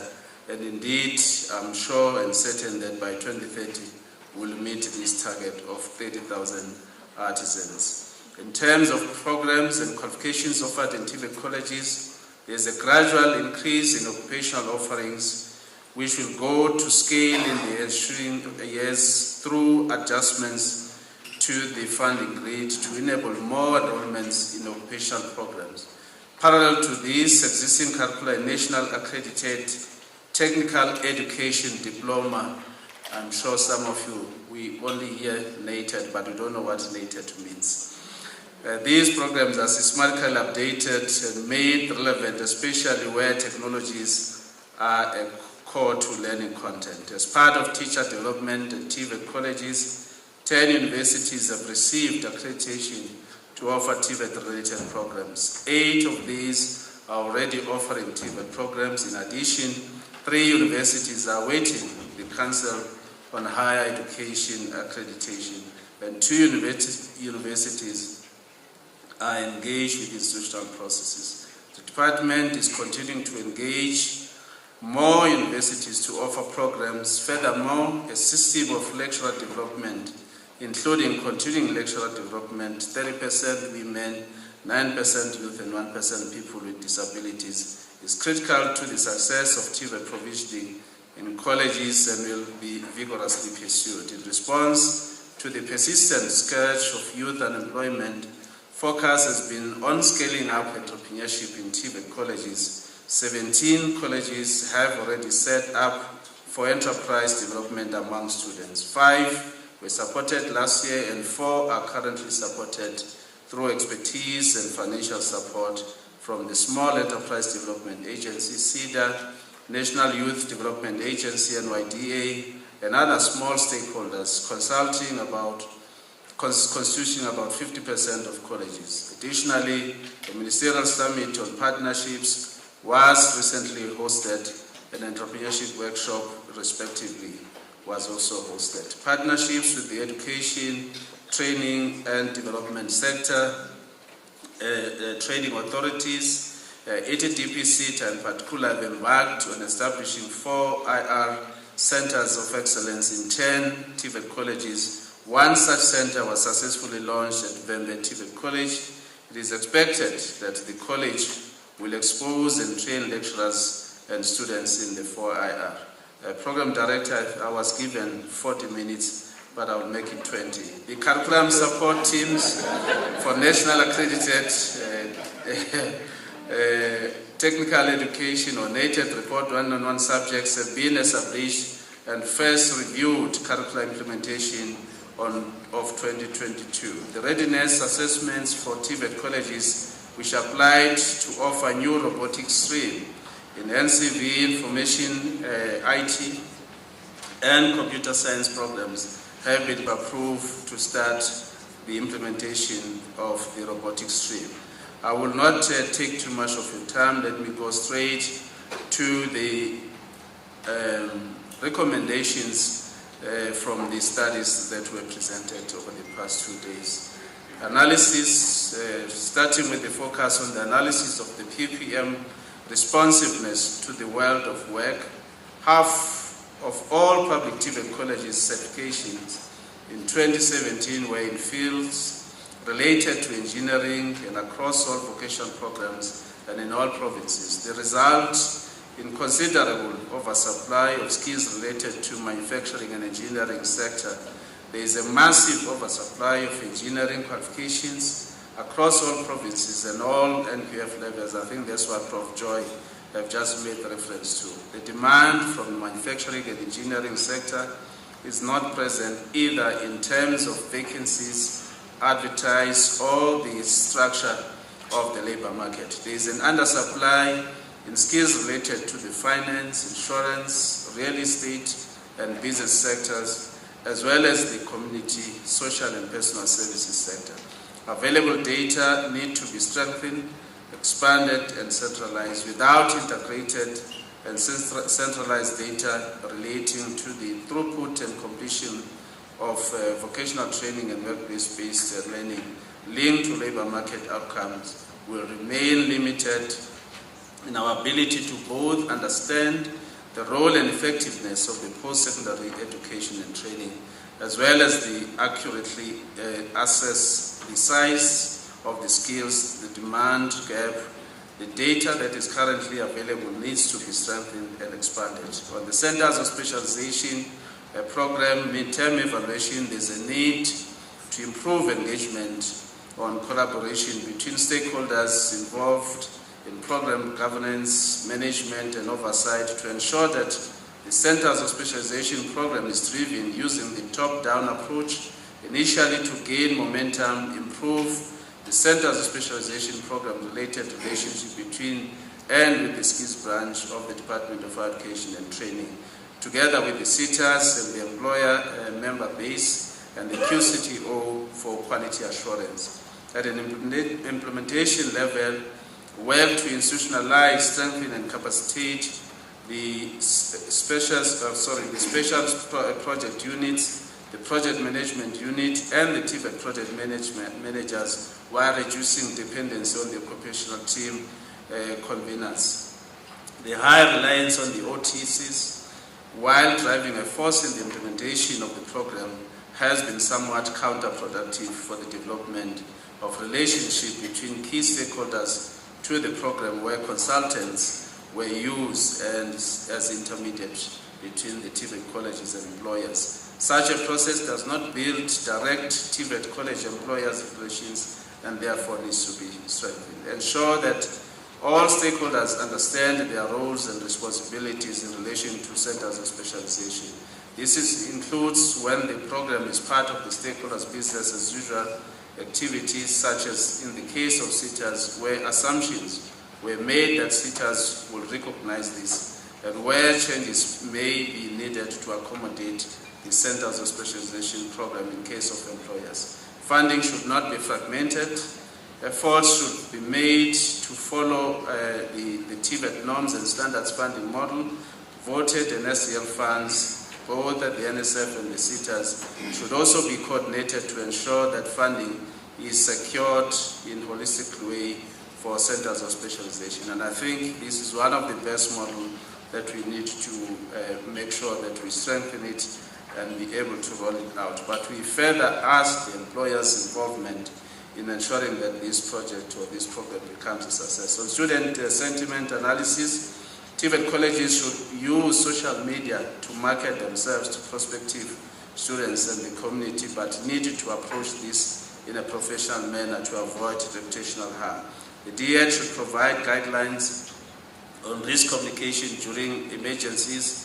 Risk communication can also include adverse events on campuses that are currently happening, particularly around the issues of gender-based violence, natural disasters like flooding or community emergencies, as well as the strikes or protests or student protests.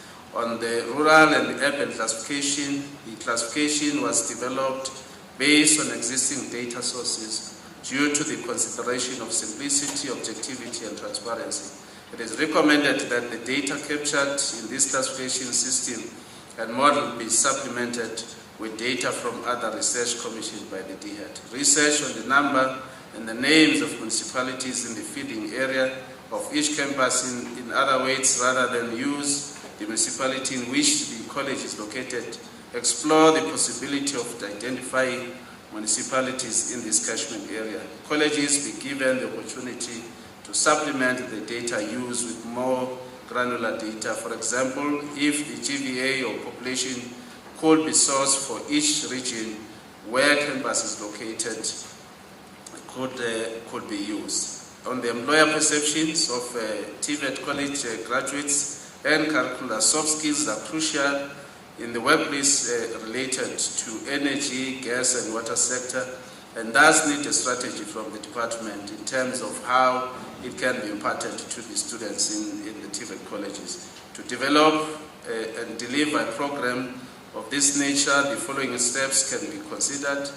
Conduct a thorough needs assessment to identify the soft skills gap among the students, identify specific soft skills that are most relevant and in demand for the industry. Based on the needs assessment, set clear specific objectives for the soft skills programs, as well as defining the desired outcomes, such as improved communication, teamwork, problem solving, adaptability, and leadership skills. We further need to provide training and support to lecturers who will be responsible for delivering the soft skills programs. We heard from organized labor saying nothing about us without us. Partnership between TVET colleges and the world of work funding was the most frequently stated challenge, and the management solutions offered include the SETAs that must prioritize internships at colleges, and that private funders should also be recruited.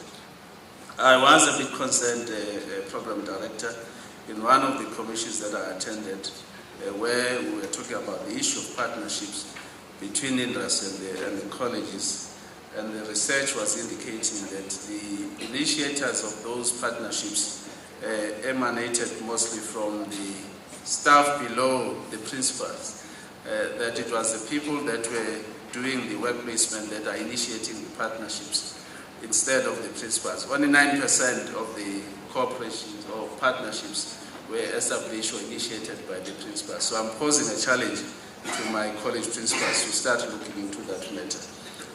In other ways, you must leave your corner office and go out there and seek for partnerships. The challenge of curriculum relevance has driven some colleges to embark on a curriculum renewal in order to respond to the needs of the market. To do this effectively, the involvement of business or industry in curriculum development is essential. Computer literacy was extracted as one of the generic outcomes that should be in the curriculum of every qualification, and it is anticipated that workplaces could contribute significantly in closing this particular gap. Rethinking policy for private colleges.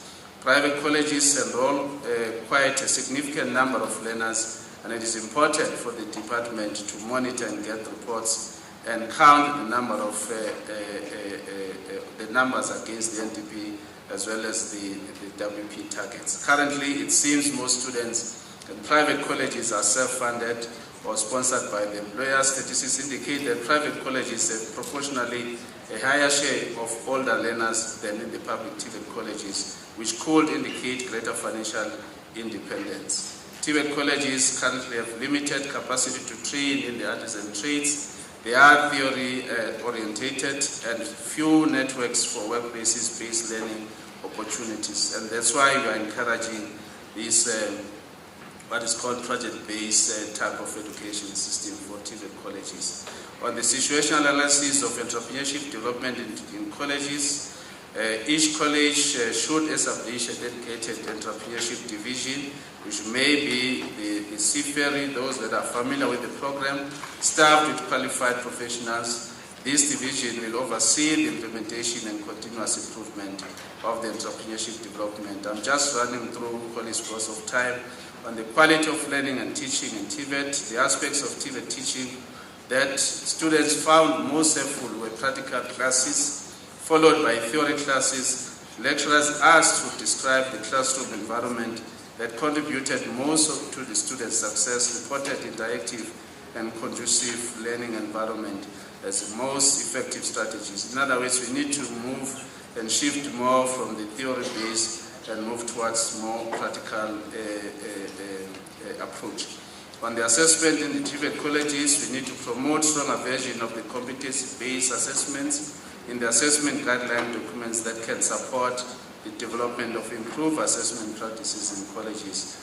Most colleges are now pushing for more online programs, and one would want to see the capacity for them to run online examinations as well. We are doing a lot of virtual training as well, or virtual related training as well. We want to see the emphasis and the investment in regards to that. Program Director, allow me to jump straight to the most thorny one, which is the post-provisioning norms, where an intervention like the PPN is being rolled out.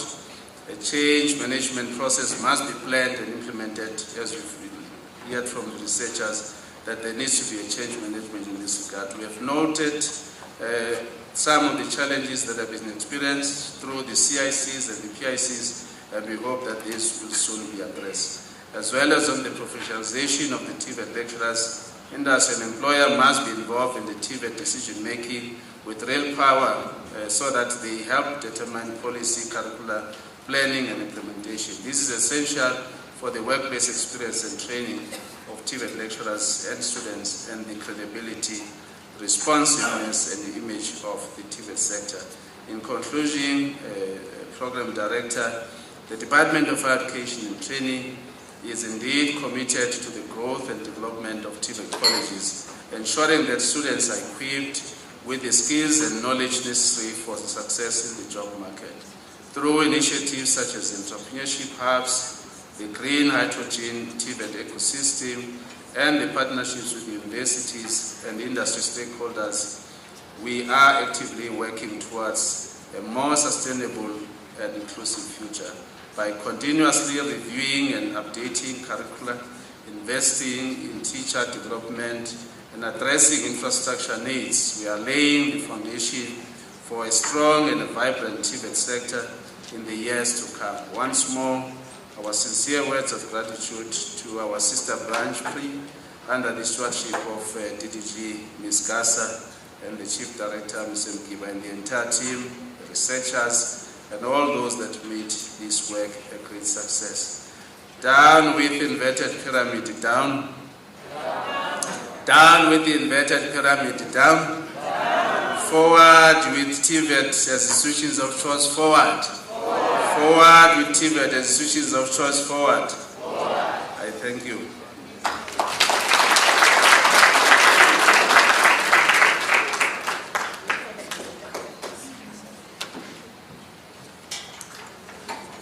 Colleagues, the chief artisan of the DHET has spoken.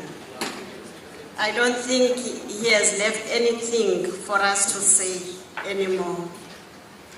But before I call, he has even thanked you actually. Before I call Mr. Mkiba to come, and you won't see me back on the stage again, I think there are two things that I'm taking from this colloquium. The first one is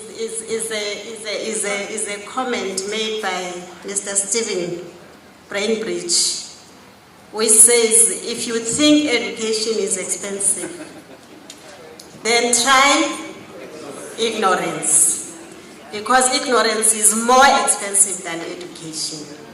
I think that's something we must take away with. The second one is, I heard my fellow stakeholders whom I interact a lot with, especially around the PPN issues. They mentioned the issue of lecturers not being here. But I don't know if students are here.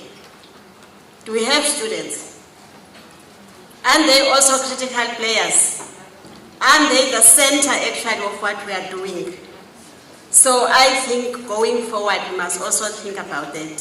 But also our support staff. It's not lecturers, we appreciate the work they do, but in some instances they need a person next to them who's a support staff.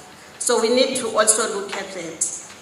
DDG, you've said it all. I don't even need to respond to PPN issues. But as a commercial, there is a circular 24 of 2023 that has been released yesterday. I signed it yesterday. For principals, please. The circular is saying there is no moratorium on the filling of the critical vacancies in colleges. And those colleges that were left behind in the filling of the vacancies must please move ahead and fill those vacancies before 31 March 2024. And that will complete the implementation of the PPN. So please, let's take that. The last one, colleagues, I want to urge you, I'm appealing to you, let's take lessons to the successes in our country, the successes of our Springbok team, Together, stronger. Stronger together. When we come here together, we are here to say we are working as a collective and we take ownership of our successes, but also of our fall. Stronger together. Together, stronger. Mr. Mgiba, please do come and thank your colleagues.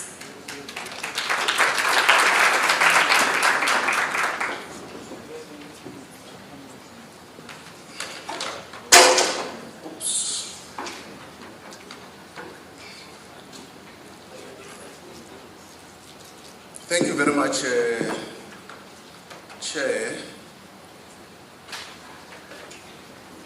If there is a real person who's standing between yourselves and lunch, it's me. Right now, I feel very uncomfortable because I know that you are already sitting on the edge of your seats. Just a few minutes, colleagues, if I may ask for your indulgence. Thank you very much, Program Director. Allow me to, in absentia, acknowledge the Director General of the Department, Dr. Nkosina Tisishi, the Deputy Minister, our international guests, Mr. Stephen Bainbridge, Dr. George Afeti, Prof. Volker Vedekand. We really enjoyed the shared international perspective on VET.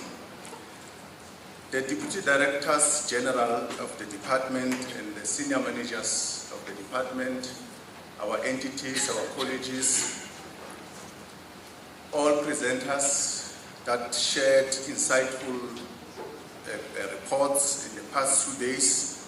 Thank you so much. We really enjoyed the shared reports.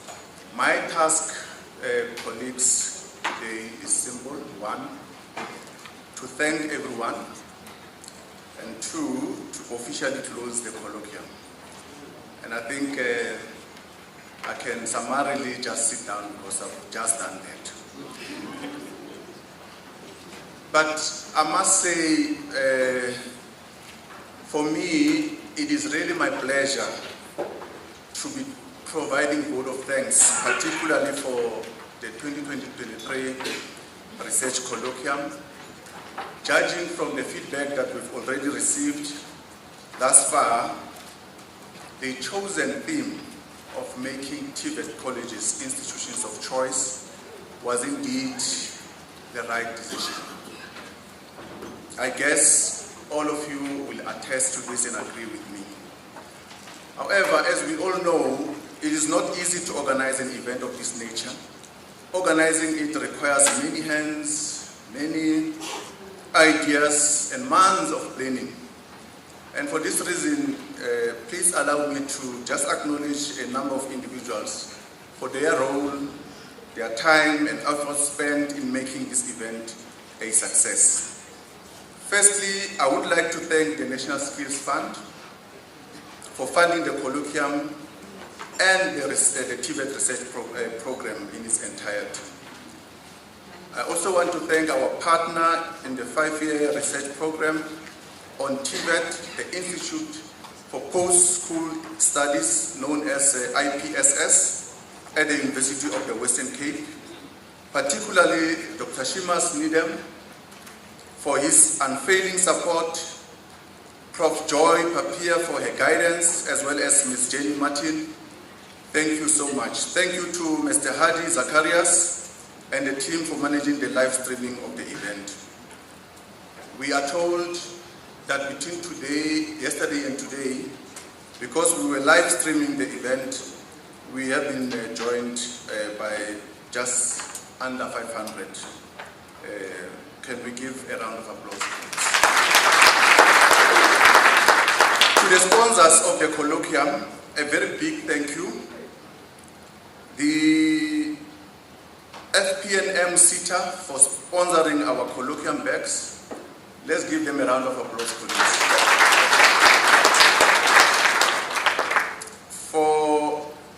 CWCTA for sponsoring the USBs, which is a very important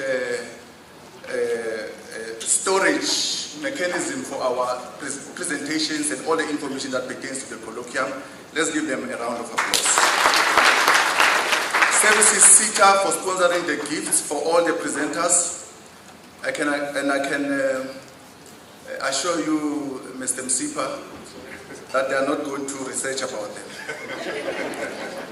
May I also acknowledge colleagues, ladies and gentlemen, the Director General for the leadership and for driving the vision of the department, but also the entire sector as a whole. His leadership, I must say, in his absentia, is really appreciated.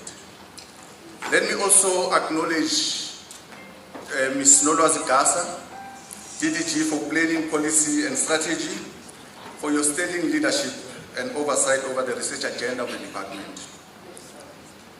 DDG TVET, Mr. Zungu, thank you for your strategic support for the TVET research program and for steering the ship in yesterday's proceedings.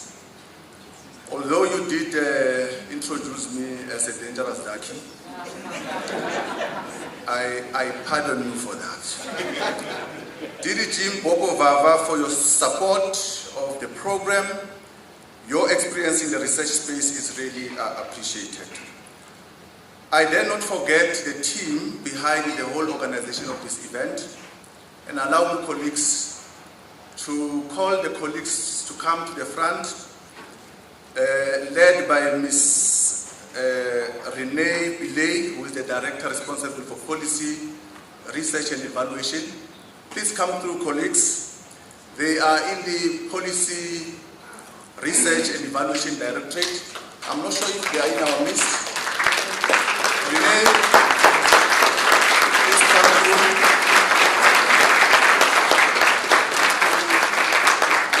You can do better, colleagues.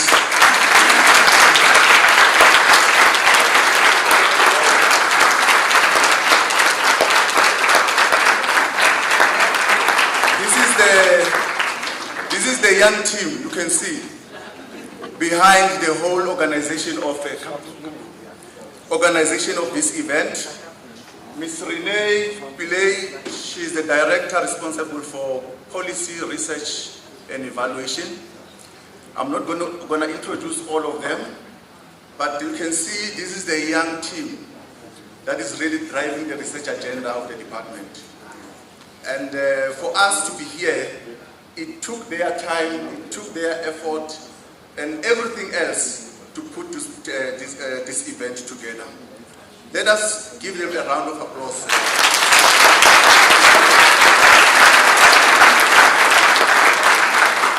I will just take advantage of their presence on stage to really identify a few colleagues, and you'll understand why I'm doing that. Ms. Lebohang Litsepu, just raise your hand. Ms. Dimakatso Libebe, Mr. Tabiso Bushumani. Colleagues, these are our interns.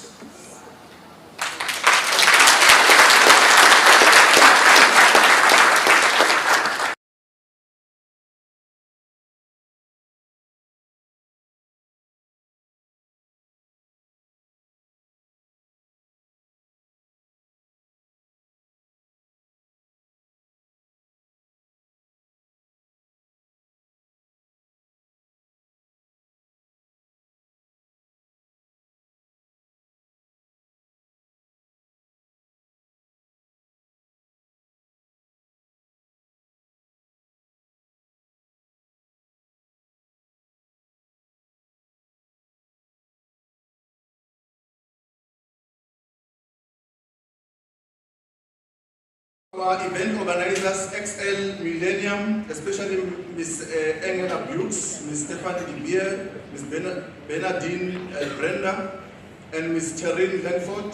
Thank you to Nexus, particularly Ms. Zetu Mapula, and to the members of the Research Forum on PSET. Thank you so much. You have been part of the planning working group and you have assisted in various aspects of the colloquium. To Ms. Sylvia Tsunke from FPM CITA, to Mr. Polisi Gugushe from EW CITA, Ms. Lizzie Mabuja, Ms. Abigail Madiba, Dr. Tidiso Damasani, and Ms. Lakira Dave from Services CITA. Mr. Enes Kaplan from the Insurance CITA, Mr. Abongil Tsotsi from the Financial and Accounting CITA. Thank you so much, colleagues, for your contribution. Thank you to the social media, as I indicated earlier on, and thanks to the following DHEAD colleagues, Ms. Nozipo Mugaitobi, Ms. Belina Mulawuzi, Dr. Mukwi Maputa, Mr. Anele Notala, and Mr. Tahan Mpai from Security Services. Colleagues, we have been in safe hands.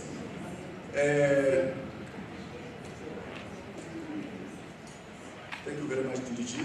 And Mr. William Somo and Mr. Siabonga Numalo, Ms. Hanan Malati, all these are from communications, not forgetting Ms. Nobushe.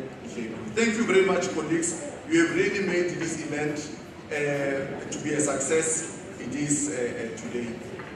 I also want to assure the researchers and presenters that the shared reports will be used to inform planning department, policy making, and as well as decision making. May I also thank the chairpersons and facilitators and program directors who led us through the highlights of the research program.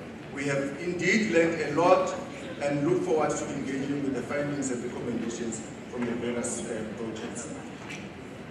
Thank you, Dr. Monica Mohoyo. I dare not forget you and your team from Zawadazo Advisory Services.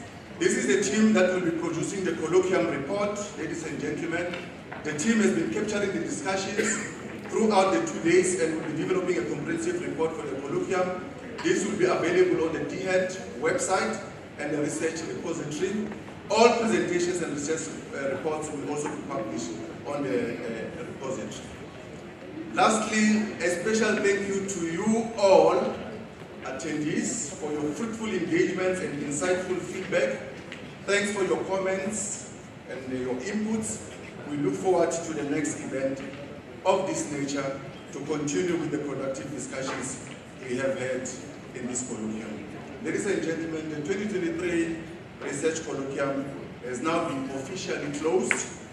We look forward to seeing you at the next Research Colloquium, which will take place in 2 years' time. Enjoy the rest of the day and the week ahead.